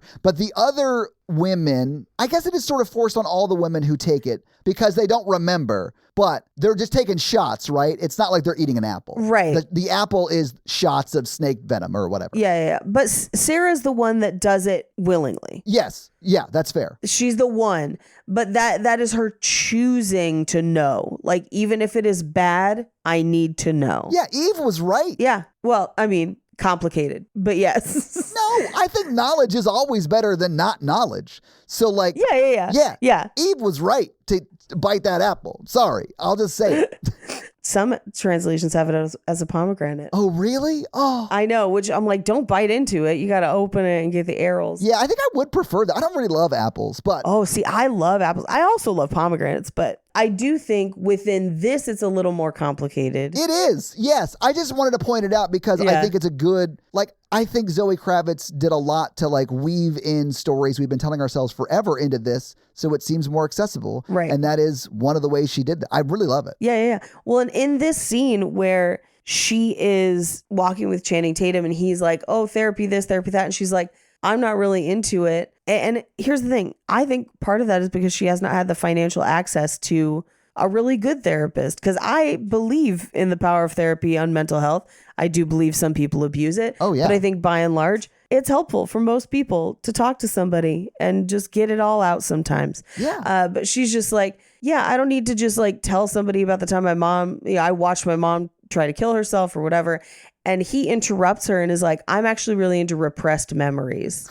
Which he's kind of into the repressing them part, but He didn't lie. Like, if I was a detective, I would be like, oh, no lies detected here, because he is telling you the truth. Right. But it doesn't sound as nefarious as it actually is. Like, he went back and told his not best friend, but who he thinks is the best friend of Channing Tatum, Christian Slater. Right. Can you believe I said this and they didn't understand? Oh my God, we're so good at this. Oh my God, we're so good. We're so good at like being the worst people alive. But he confides in her at this point that he's like, part of the reason I'm in therapy is because I don't remember much before 10, so some bad shit happened, and a lot of people would just pay to forget. We'll find out later. I think he and his sister were abused by a family member or someone, because he quotes her saying, why would you go play tennis with him? Don't you remember what he did to us as kids? Yeah. And I think that person is the person that helped elevate Channing Tatum into a position of power, thereby making him the end game of what they were doing to Lucas. Yeah. Yeah. Which is, I think, very cool that they're sort of building that in. Don't love that Lucas gets killed, even though there was a chance he ended up like Channing Tatum later in life. There's also, he could have gone any direction though. You know, like that is, he could have recovered from this. Yes. But he was a victim the whole time. The whole time. Yeah. And so Gina Davis, we see her carrying gift bags and like, oh, I've got to go, you know, hey, the generator's out, whatever. She's like his grounds. She's his Ghislaine Maxwell, but she's also like running the household. Yeah. She's like his personal assistant, or at least when he's on the island. Right. Which I'm assuming is like Zuckerberg Island or some shit. Yeah. We cut to their fancy dresses for dinner, where they're like, I do not give Zuckerberg Island permission to use my image or this steak to nutrition. Anyway, this is where Simon Rex cooked everything for them. And we kind of find out a little bit of who some people are, where Camilla sold her app to Channing Tatum's company yesterday, they say. And it was like an astrology app, which this is where I was like, is Haley Joel Osment playing himself? Because he's like, oh yeah, because like the auditions dry up, but it's just because Scorpio is in whatever. It's like, geez, okay, man. Well, he's also talking about like, he's going through some relationship troubles, which is probably because he's a terrible sex pest who's best friends with the billionaire. So like, I got why his wife didn't want to be with him anymore and was banging somebody else. It's implied. Yeah. But yeah. Anyway, they serve the steak, but Channing Tatum isn't eating it because he eats red meat. But Frida had put some on her plate and goes to try and put it back. And in the process, gets a bunch of the steak sauce and just steak juices onto her outfit. It looks like blood. Yeah. I honestly thought like a raspberry might have fallen down in her shirt because it is also sort of red as well, which I guess it would be because the beef is also a little red. So like that's, that it could be just that too. Yeah. But this is where they're like, okay, now we're all going to do psychedelics together. Set your intentions. Now, here is where, this is the first place where I was like, wow, this movie takes a while to get going. And then I looked at the time and we were not even 20 minutes in. And I was like, good Lord, how does this feel? So like, we're not that far in. I don't know why this felt like it took so much time. Anyway, They all do psychedelics. They have a whole night of tripping. They seem to love it. Everything seems to be fun. She falls asleep next to Jess. But as she's falling asleep, she realizes the stain on her dress is gone. Yeah. Weird. It is weird, but in hindsight, you know it's because they forgot what happened and they changed her into the outfit she was wearing, but that outfit didn't have the same stain. Right. Yeah. Which that was my first thought, is I was like, who took her clothes on and off? But this is one of the few things like that is really a red alert bell to you, the viewer, on a first viewing. Right. Anyway, she's like, huh, weird. They get up the next day. They're eating ahi by the pool. Their drinks are refilled. The lady who called her Red Rabbit is collecting snakes. Right. The other girl, let's see, Sarah, Camilla, Frida, Heather, she is playing chess with Christian Slater. And he says, what's the first rule of Fight Club? And she doesn't know it, which I thought was pretty fun. But because she's not a guy, like... Well, she's also, I think she's too young to know it. Oh, that's fair. That's fair too. Yeah. Because that movie is like 25 years old. Yeah. Yeah, that's fair too. But like, that's a movie for like guys. Yeah. Like, I don't know many women who are like, man, Fight Club's my favorite movie. Although there are some, but there are a lot more dudes that are like, Fight Club's my favorite movie. I really enjoyed the book. Oh yeah, Chuck Palahniuk's amazing. Yeah. Anyway, they do like a sweat lodge. They do keep flashing to Christian Slater's ring, which I thought was interesting, his wedding ring. I don't really know why. There's a lot of shots of it. Because they're showing that he's missing a pinky. They're not showing you the wedding ring. They're showing you the missing pinky. Oh, fuck. I didn't even think about it. I was too distracted by the ring because it was shiny. Yes, you're right. It has to be his missing pinky. Paige, you raccoon. I'm a little crow. You are absolutely right. That is absolutely what it is. I totally missed that. Paige, the problem is you blinked twice. I blinked twice. But we get essentially 20 minutes of montage of them like dinner, psychedelics, sleep, repeat, pool, dinner, psychedelics, sleep, repeat. Yeah. And we get it kind of intercut with some conversations with Channing Tatum where he's like, hey, how'd you get that scar? And she's like, I don't know. Yeah. We'll find out later. And he asks her about her nails and she calls them nail moles. And I love that so much. It is very cute. I love a good, like, not pun or whatever this is. Like, kind of like a side pun. Yeah. It's like not quite right. or it's like you like push two words together. I do it all the time. Like, it's fun to do. And so, like, I love when someone else does it better than I ever could. It's so funny. But Yeah. he's like, I got to go to bed. I got therapy in the morning. And she's like, okay. And at this point, I literally again checked the time because I have it in my notes. And I was like, this is taking for fucking ever. It's been like 30 minutes. She's got stuff under her nails, dirt under her nails. Yeah. That's a clue, but it's not enough of a red flag for us to like, Yeah, I mean, it definitely is a red flag. But I get that, like, you could, like, explain away the stain being gone because you're like, well, Gina Davis is, of course, amazing. So, of course, she had Tide sticks or whatever Right. and knocked that stain right out. or it was Scotch guarded or something. Yeah, or whatever. Like, she's just good at her job. Or maybe, like, I forgot that she brought a new whatever because I stained it. You know, like, Right. there are ways to explain that away, right? Because I was drunk. Yeah. Psychedelics, right? Yeah, the dirt under the nails implies something more sinister than just they got me a new dress. Right. I guess is the point I'm trying to make. Right, yeah. right. Or something happened that we didn't see on screen. Right. At minimum. Right. Right? Sinister or not. She realizes he left his vape with her, so she goes to return it. And she goes in to bring it back. And the argument about the chair that feels weird here cracked me up every time. I love that they eventually found the right place for that chair. Oh, yeah. And it was basically on fire. No, but Yeah. if you have ever worked closely with a rich person, they will say weird shit like that where they don't have a clear note. They just felt they needed to tell you to do something. Paige, can I just tell you a time a billionaire told me some weird shit? Absolutely. Just walking through their house. They were doing a tour of their house because they had just remodeled it. And they were like, oh, that walkway up there where you can see the second floor right before the stairs, that's where we saw the ghost child. So here's the foyer. And they just moved into they just like said it like it was. No, you need to tell me about the ghost child. Paige, what do you think we talked about by the fire all night? The ghost child. I got the whole story. Yeah, 100%. I need to know everything. Yeah. Anyway, we get kind of a refrain multiple times in the montage of like, hey, you guys keep forgetting to give me back my lighter. It's my lighter. Who's got it now? Like, it's kind of an ongoing joke. And it's got Jess's name on it, and it's like a very distinctive lighter. It's bright yellow. There's a smiley face on it. Like, it's very clearly her unique lighter that she brings with her everywhere. Yes. But then we also get a scene with Frida and Channing Tatum laying in the grass, kind of laughing and giggling, and she just goes, something horrible is about to happen. Yeah. Because this is too nice, which nothing is ever this nice without something. Like, it's too good to be true. And he's like, no, aren't you having a good time? Oh, I'm having a great time. And he says, because that's his version of consent. Are you having a good time? I'm having a great time. I think that is the only type of consent he's willing to get, and that's not consent. Yes. It is not at all consent. That was what I was getting to. I know, Paige. I know. That is, in his mind, what he views as consent. Yeah. It is not. Right. But this is where she's like, what day is it? And he just goes, I don't know. When are we leaving? Whenever you want. It's not a real answer. No, it's not. Because if she was like, I want to leave, he would forcibly stop her and make her forget. Like, she is never in control at all on the island. Right. But at this point, Jess kind of walks out into the jungle and she's clearly not having a great time. She started to suspect something weird. Yeah. But the next morning, she's like, who's got the lighter this time?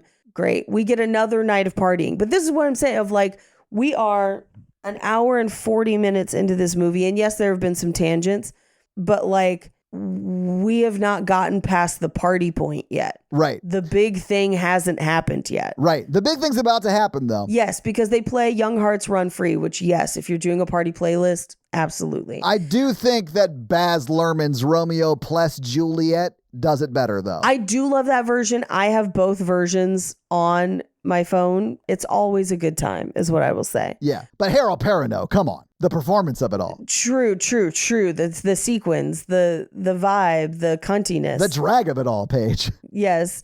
But as they're all partying and dancing, and they seem to be having a good time partying and dancing, Maybe gets bit by a snake. Yes. And she's just like, something bit me. And they're like, oh God, it's a snake. She's like, oh my God, is it venomous? And they're like, yes, but you're not going to die. So don't worry about it.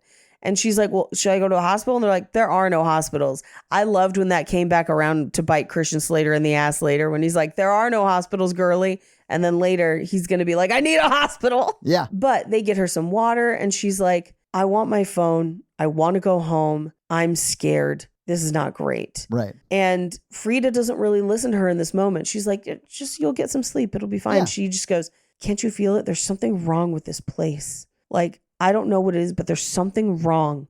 And like, it's not good. But this is where Frida says, no, because I'm not invisible here. So please, just let me not be invisible. Yeah, she doesn't want to go back to the real world because of that. Right. It's very sad, actually. It's very sad. And Jess says, I'm sorry. But then we cut to later because they, the music, all kinds of stuff is happening. Jess sits off to the side and gets a nosebleed. That's the last we see of her. But later, because of what we know later, we'll know that means she remembers. And that is why they kill her later. Or kill her this night. We just won't find out about it till later. Right. But the next morning, she keeps putting on that perfume. Like she sees a red bag outside. She like goes out for the day. There's one of the gift bags is sitting there and it's sitting near a cottage. And so she kind of follows the path up to the cottage where there's tons of red bags. Yeah. And she goes inside. She hears a footstep. She turns and it's the cleaning lady. And she's like, I was looking for Slater. And she goes, Red Rabbit. And she's like, fine, whatever. And the lady offers her a drink and she's like, oh, for me? Okay, cool. Drinks it and is like, oh, that's gross. What's in that? And the lady opens the sink in the bathroom and there's a dead snake in it.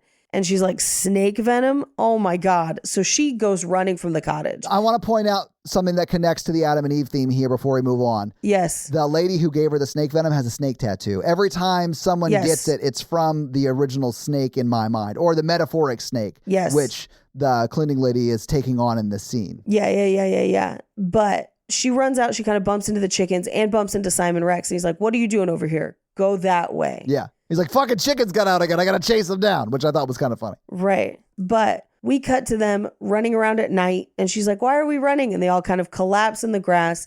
And then she wakes up in her bed with a bloody nose. And she's remembering snakes and remembering Jess having stolen a knife and going, hide this. Yeah. Which we did not see, but one would assume it's from the night before. Yes. She's sick, but she gets up to breakfast in the morning. The next morning, everyone is messed up. Yeah. The next day. Like bruises. This is where we see Lucas with a black eye. Like everyone's a little fucked up. Yeah. Sarah's got like a harsh like arm bruise. Yeah, like she was grabbed and held very forcibly. Yep. Heather's like, why? When did I cut bangs? Everyone is like, what is going on? I love that they're like, oh, we have muffins. They're Slater's mom's recipe. They're clearly Costco muffins. Yeah. Like you can see them on the tray. But the guys all decide to go fishing, including Lucas. Yeah. Lucas does go with them to go fishing. Yeah, I think he's, quote, one of the guys. Like, he does not remember being abused nightly. Right. So he is in that group, which is fucking gross. I mean, the whole thing's gross. Like, it's terrible. Right. But at this point, Frida is like, hey, guys, where's Jess? And they're like, who's Jess? What are you talking about? And she's like, my friend Jess. No one seems to remember her. And at this point, I was like, okay, now we're at the meat of it. Now we know that something is wrong, but we are almost 50 minutes into the movie. Yeah. And I'm like, ooh. I mean, I knew something was wrong immediately because a billionaire invited these women to an island. Yes. But she goes to ask Gina Davis. She's like, hey, have you seen my friend Jess? And she was in the room next to me and she goes, the storage room?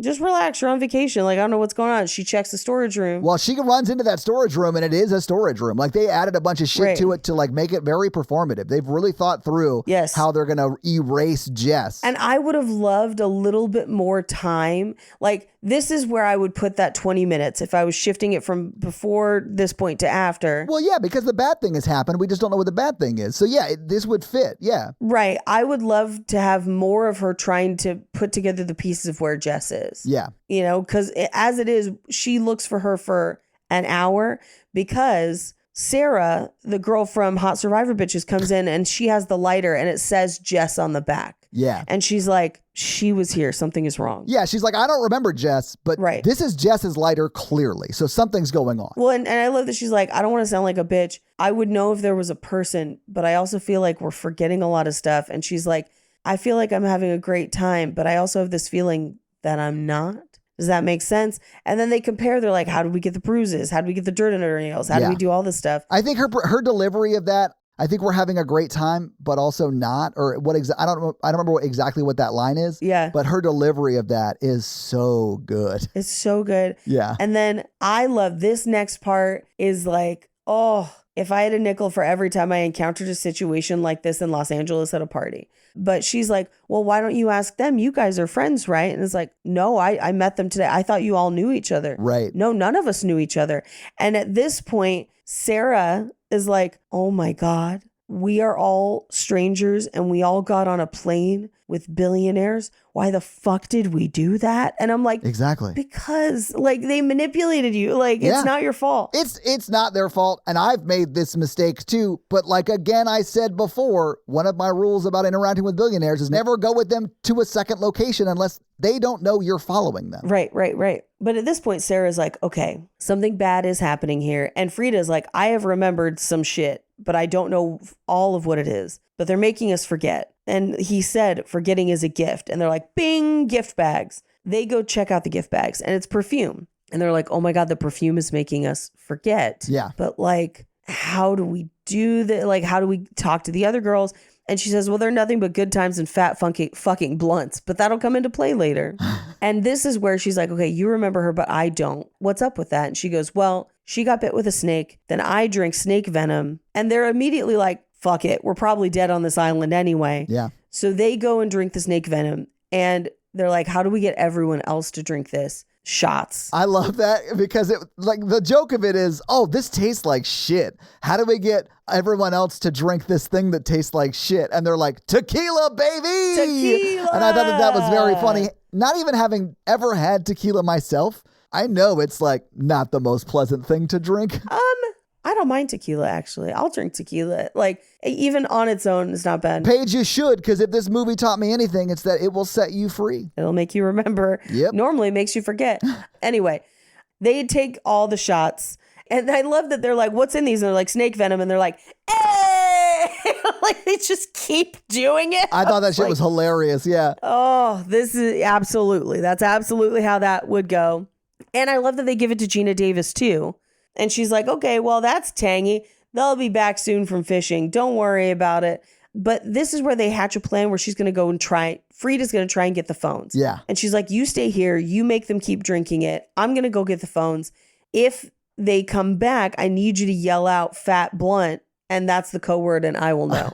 I thought that shit was so funny. So she goes to essentially Channing Tatum's like office where she went to go take the vape back. Right. But as she's walking in, there's blood on the floor because her nose started bleeding. She's remembering quicker because she's already had it.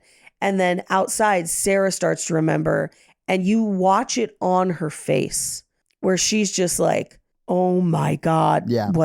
She's remembering some fucked shit. Yeah. Meanwhile, she gets into the phones. She finds all the Polaroids, but she realizes all the phones have no service. They can't call out. And there's a box of photos. So like, there are photos. She takes some of them. She hides under the desk. And like, because Channing Tatum manages to get in before she can hear the fat blunt or like whatever that she's yelling. I did think it was very funny that she had to yell it multiple times very loud. Yes. We do get another beat of like, the chair is weird here. Fat blunt. Like, I did like the turn of like her finding the Polaroids and like using the statue to break off the lock and like he's like on his way to find her or whatever. Right. And so she like stacks the statue back on top of the statue that broke as she was breaking the lock and hides under the table and doesn't find her. And then he like comes in and doesn't find her. And then he turns around and starts to walk out and then stops and is like, wait a minute. And then says some things that are like sound like he knows she's under the desk. Yes. What are we going to do with you? Yeah. It's just weird here. I don't like the chair here. I thought that shit was very funny, but also was a tense moment. Oh, very. But he goes back out to the party. She goes out after and meets up with Sarah. And Sarah is like, hey, take a hit because if you don't, it'll look weird. Right. But at this point, she's like, I remember. They both remember. They're like, they killed Jess because she got bit and they slit her throat and she's gone. And this is where the brutal sexual assault is depicted. Yeah. And it is. And it's like a long scene, guys. There's a lot. It's graphic. Yeah. It's a long scene. It's multiple people being abused in multiple different ways. It is very rough to watch. Yeah. But we come back and they are changed, where they're like, oh, we're going to die here. Yeah. Like, we have to do something or else we're going to die. And also, we just fed all the other women here a ton of snake venom, which means they are a ticking time bomb of when they will figure out what's happening. Yeah. So Channing Tatum comes up behind her and Simon Rex comes up behind Sarah. They're all like, hey, and they're pretending to be cool at dinner, but like not great. Yeah. But they caught a fish. They made it for dinner. They're just kind of quietly pretending, but every noise sets them off. Everything. Oh yeah, I mean they've been abused. They're remembering the trauma. So like Yes. even when Channing Tatum touches Frida's hand, she clenches, like she's afraid. Yeah. Yes. Well, and the thing that really sets off what I would say is the worst visuals of sexual assault, because this is the really long one. Yeah. Is the jingling of his necklace. Oh yeah, man. Because she's hearing it against his chest and remembering it when he was moving during the assault. During the sexual assault. Yeah. Yes. And this is where we find out that Kyle MacLachlan was there, which is why he was weird when Frida was like, oh yeah, I remember you. He's like, what? Like, anyway. Yeah. He also says something terrible where he's like, don't worry about it. The worse it is, the more they forget. All trauma gone, which is brutal and awful and so terrible. Yeah, it's gross. But Camilla is super drunk and is just like, there's a beat where Frida, who is sitting next to Lucas, turns and says, you smell nice, which to us signals he's a victim too. Yes. He's got the perfume. Yeah. And he's in that scene where he was being chased or whatever. But Camilla makes like a speech of like, you're all my girls. I love you so much or whatever.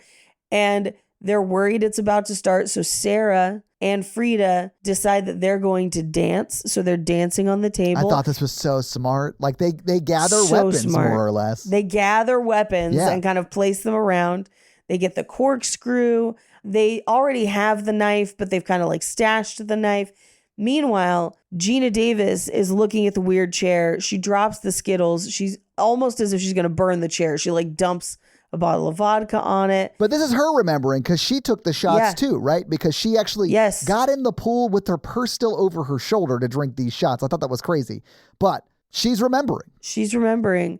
Now, we see the security guy kind of walking out towards one of the further bars. Yeah. And Camilla has gone out there to get some water as well.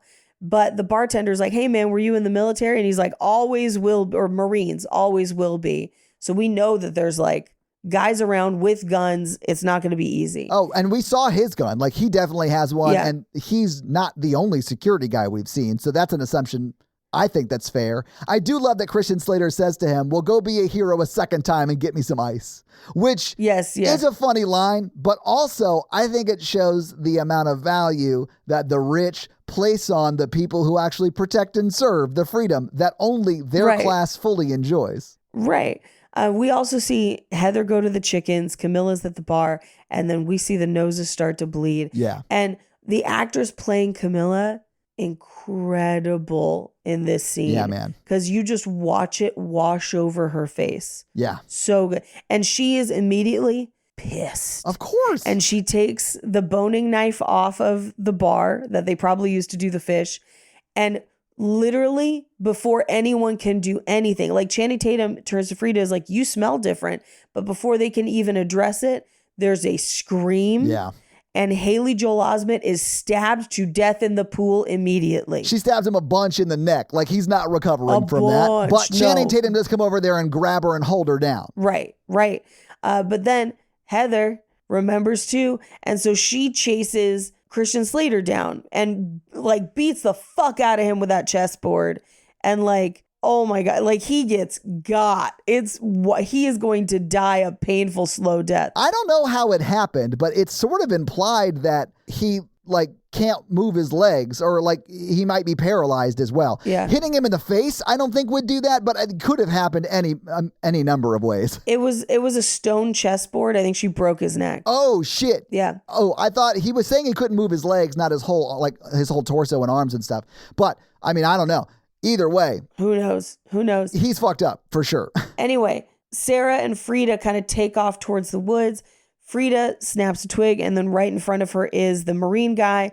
But who is like here to save the day, Sarah with a giant fucking rock.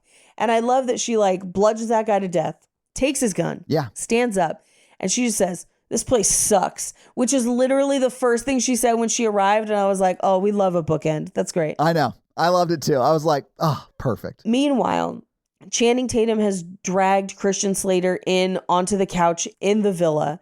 And Lucas has followed him in because Lucas doesn't know what's going on. He didn't get any of the shots. Right. He doesn't know what has happened to him. So he's like, why are the girls killing everyone? And Channing Tatum is like, locked the door. And he's like, this is where he says, you didn't do anything for yourself or for any of them. Yeah. Like, it's brutal. He chokes Camilla, who is, still alive at this point. With his foot. With his foot. I do think Camilla was about to, like, she probably would have died anyway. Like, I'm not saying this is a kindness because they're the ones that killed her. But, like, he does just go over there and finish the job with his boot, which I think is metaphorical on many levels. Yeah, of course. Yeah. Absolutely. This is also where we get Christian Slater's like, I need a hospital. There is no hospital. Right. But they have now dispatched most of the security.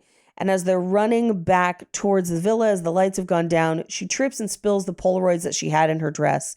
And in one of them, she sees herself and just says, Red Rabbit. Yeah. And Sarah's like, I don't understand. And she's just like, just go inside, go get the girls. But as she kind of goes inside, she runs into Gina Davis. And Gina Davis is like, what the fuck? And she's like, oh, it's okay. You're just remembering. And she's like, I didn't want to remember. Yeah. Forgetting is a gift. And she stabs her. Frida stabs her. And she's like, help me. And she just says, bitch, I tried. I loved that so much. I was like, oh, all right. All right. You mentioned this scene earlier in the context of like women not helping other women. But I also think like, yes, you could change out Gina Davis's character for just an assistant regardless of gender. Yes. And I still would have loved this interaction because there are plenty of dudes who are not in the same social class as Slater King or Channing Tatum's character in this movie, but enable that behavior daily. So like, right. Yeah. Yeah. But this is where we get the scene of like, you did nothing or whatever. Both girls head back to the house, but Sarah stays outside with the gun. Frida comes in with the knife. And she basically is like realizing I've been here before. Yeah. Because of the red, she sees her nails, which were red rabbit nails, because she has a nail mouse. And he liked her nails. And then she starts to remember what happened to her before. Yeah. And Channing Tatum is like, oh, don't open the doors to Lucas. Like, don't open them. And Lucas is like, no, we need to figure out what's going on. And as he opens the door, Sarah fires, probably assuming it would be Channing Tatum. I think that's why she shoots. Yeah, because Lucas is a villain or is a victim. Yeah, and Lucas is down. Yeah, he gets shot in the face. He's dead. Yeah, but Frida's now in there with Channing Tatum, and he's like, look at you. You're beautiful. Like, stop, whatever. Yeah. And they back into the office, and the same statue she used to open the thing to get the Polaroids, she then gets him across the face with it. And I just have in my notes, all caps, statue of limitations. You're not wrong about that. It is a statue of limitations. That's right. Which is a faux pas I made last week on last week's episode, I think. Oh, really? Yeah. Oh, no, it was on the Save the Last Dance episode of Romance in the Pod. I made that mistake. Yeah. I heard that when I was listening to it the other day, and I was like, well, too late now. But yeah. It was her lip gloss in the drawer. So he literally put her in the same room. Yeah. And we get the flashback of she's tied up and he has beaten the shit out of her. Yeah. And is like, oh, that's going to scar. That's where she got the scar. He gave it to her. Yep. So when he was asking her about it, he's just putting salt in the wound. Literally, yes. And so she comes back from her flashback and he's like, welcome back. And this is also where we remember that she bit his finger off. Yeah. And he's like, last year was fun, but this year you've really outdone yourself. So everybody's dead, but we could still have a good time. Like, brunch is real. We could forget it all happened. We'll hide everybody's bodies. Man, when he said brunch is real, I was like, that is true. Because sometimes brunch is where the truth comes out amongst your friend group. You know what I'm saying? Yeah. Yeah. I'll just say this. At the conference I went to this past week, after one of the events, I wasn't there. I was there at the regular event until that regular event, like quote, mandatory fun was over at like 9:30. I went back to my hotel. A bunch of people went down to the bar downstairs and stayed. At about 10:30, like an hour later, again, I was not there. So I heard this over sort of brunch the next day. 15 police officers came in and arrested one of the people who was attending the conference. What? And like took him out. And so that was when I got the tea, was it brunch time? Because sometimes brunch time is real. That's all I'm saying. Yeah. What did they arrest him for? You don't know. I do know, unfortunately. And let's just say it was abuse. Allegedly. This is all allegedly because we looked up the charges page. Oh my God. Because we're nosy. Of course. Brunch is real. And I doubt I'll see that person again. Not the first time he'll probably be going to jail for it. Oof, Magoo. Anyway, that's all allegedly. But yeah, I learned all of that at brunch. Anyway, he gets the knife away from Frida and goes to chase down Sarah, who has now fired a bunch of shots at the door to try to get it open and is out of bullets. Ugh, that was a mistake. Yep. He tries to drown her. He brings her back into the house. But by the time he's brought her back in, he's about to slit her throat. And she's like, no, don't. And he vapes before he does it and immediately forgets because, spoiler, and she kind of like lifts up her skirt. She had the perfume. Now, did you catch the name of the perfume page? Could not pronounce it if I tried. It's the same as the flower. It's desideria. Okay. Which is Latin. Okay. And it means desires. Oh, interesting. I looked it up. Did not like what I found necessarily, although I think it fits really well with the theme. But Sure. You know. Yes.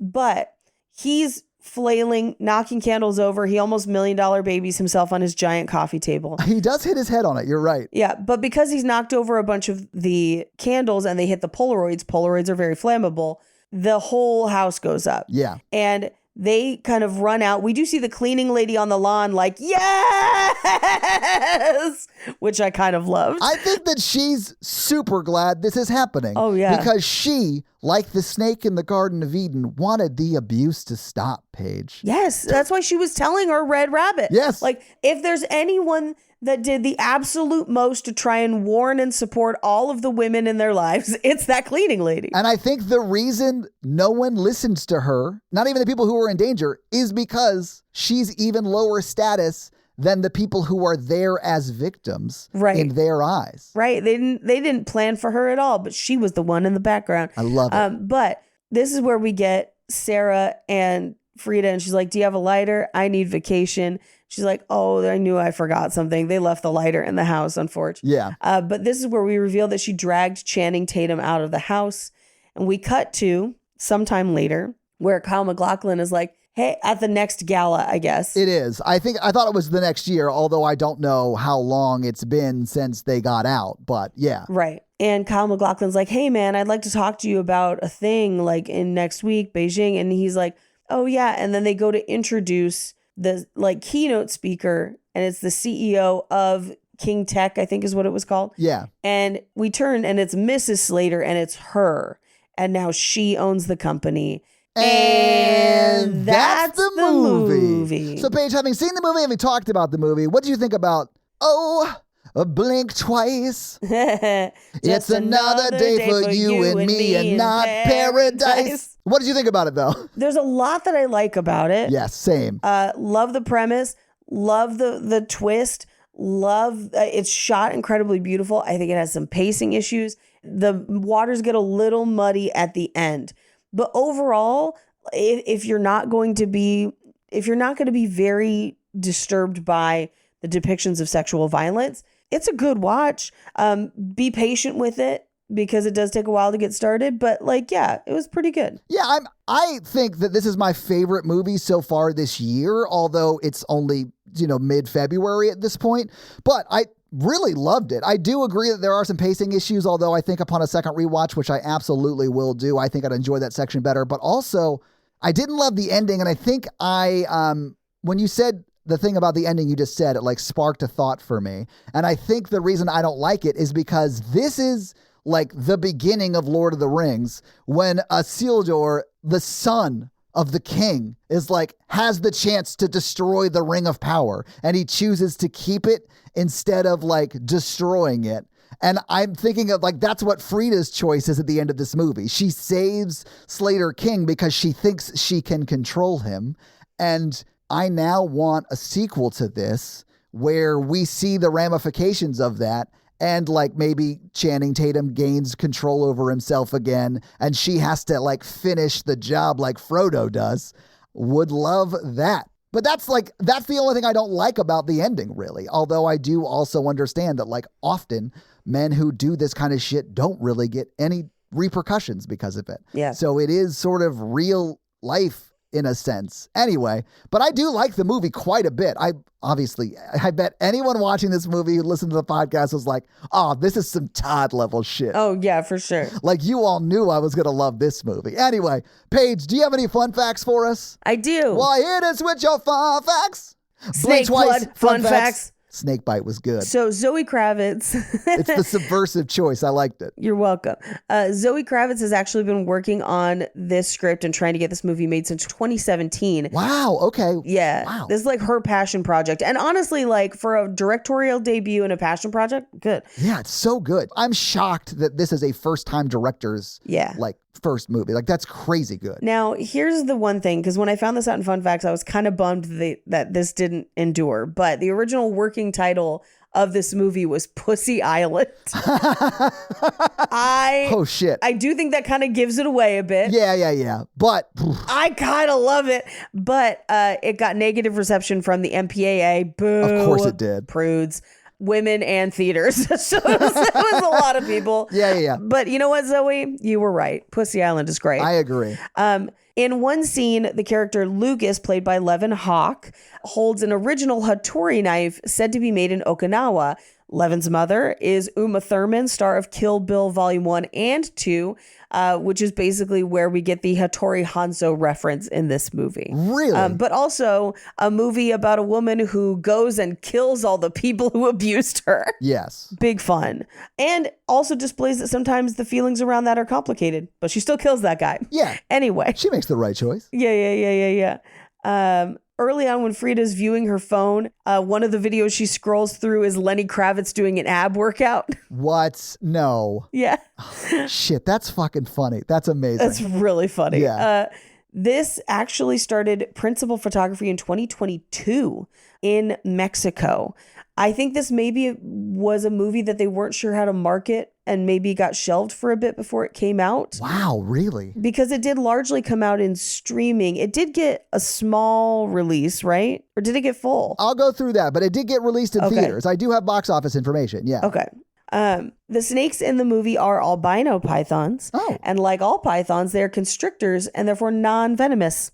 So venom extraction is not possible. Okay. Yes. They probably did that because then you don't have to deal with like anti-venom on set and you're not putting your actors in like hella danger. Although snakes are wild animals and, you know, it's the wrangler's job to contain them and all that. But, and I'm sure that they were fine. But I get why you wouldn't want a venomous snake slithering around your set. Yes.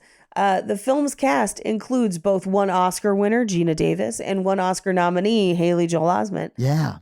Aaron Himmelstein, who plays their manager at the catering company, made his movie debut in the romantic comedy High Fidelity, the original from 2000, which co-starred Lisa Bonet, Zoe Kravitz's mother. Yeah. Yeah.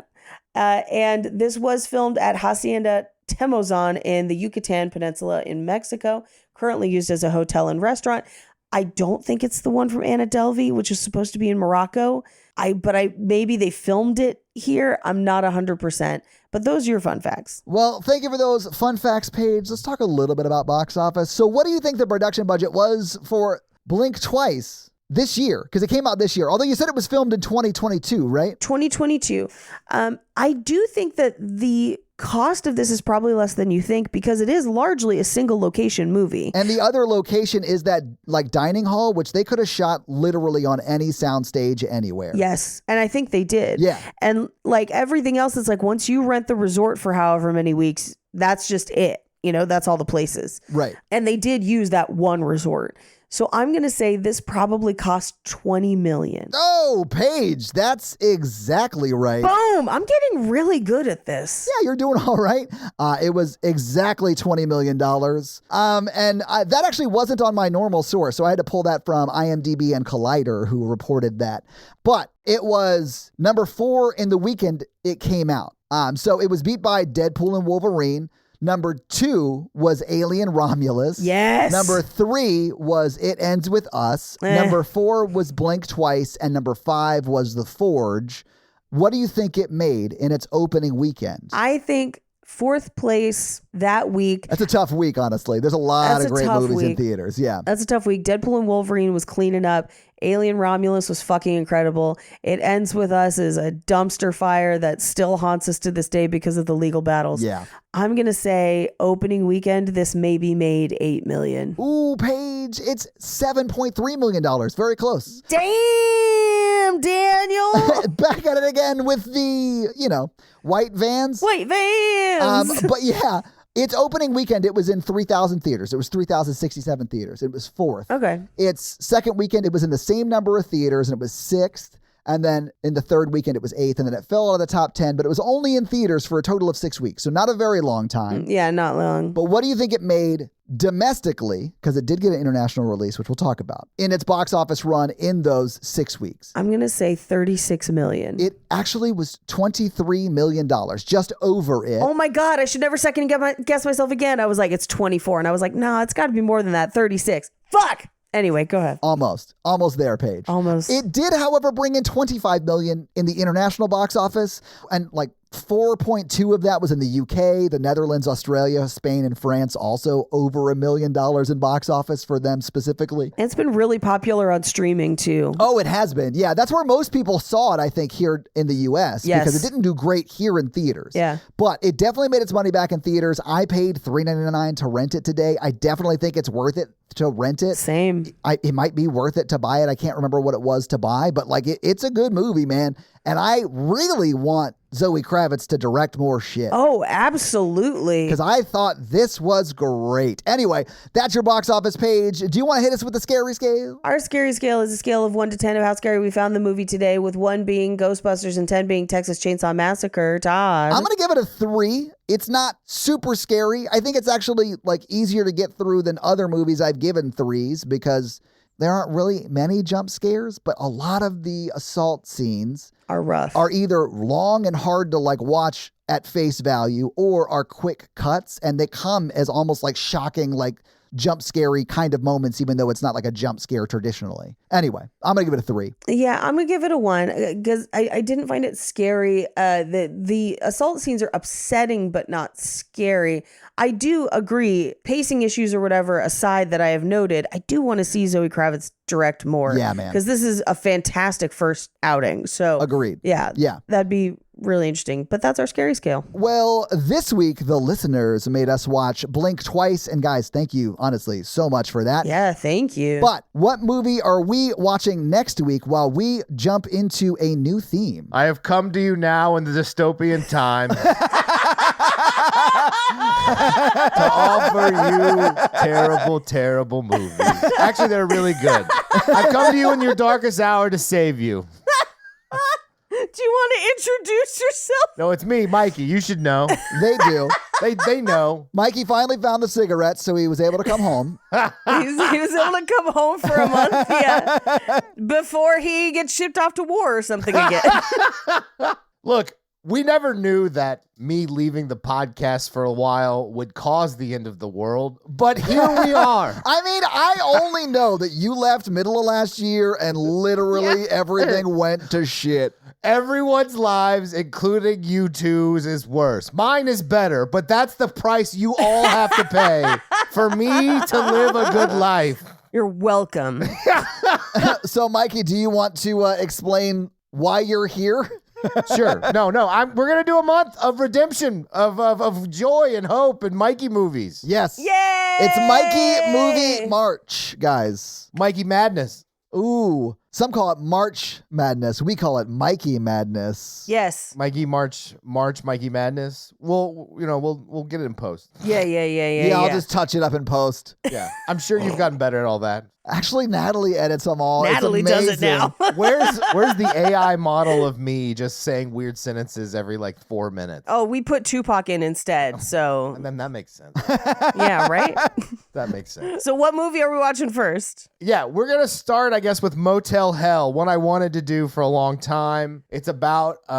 Is it about a motel in hell? No, it's a motel on Earth, but staying there is like hell. Oh, okay. They kill a bunch of people to feed them to other people, but they plant them in the ground. There's a lot of like really important facts that we need to go Wait, over.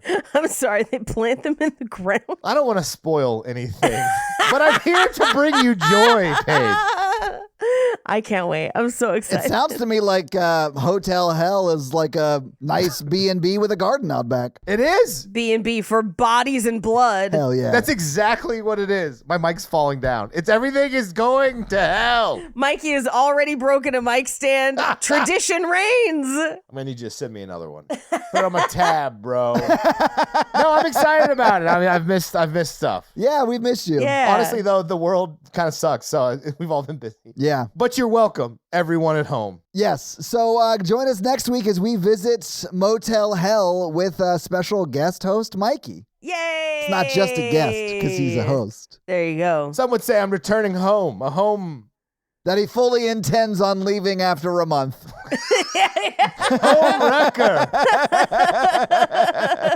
Hey, do we have any reviews? We do. So this week I'm going to read some reviews from our most recent episode. And because of our recording schedule, the most recent episode was Scary Movie to when we're recording this. But this week I'm going to read Derek's Spotify comment. And they say, awesome podcast. Thank you, Derek.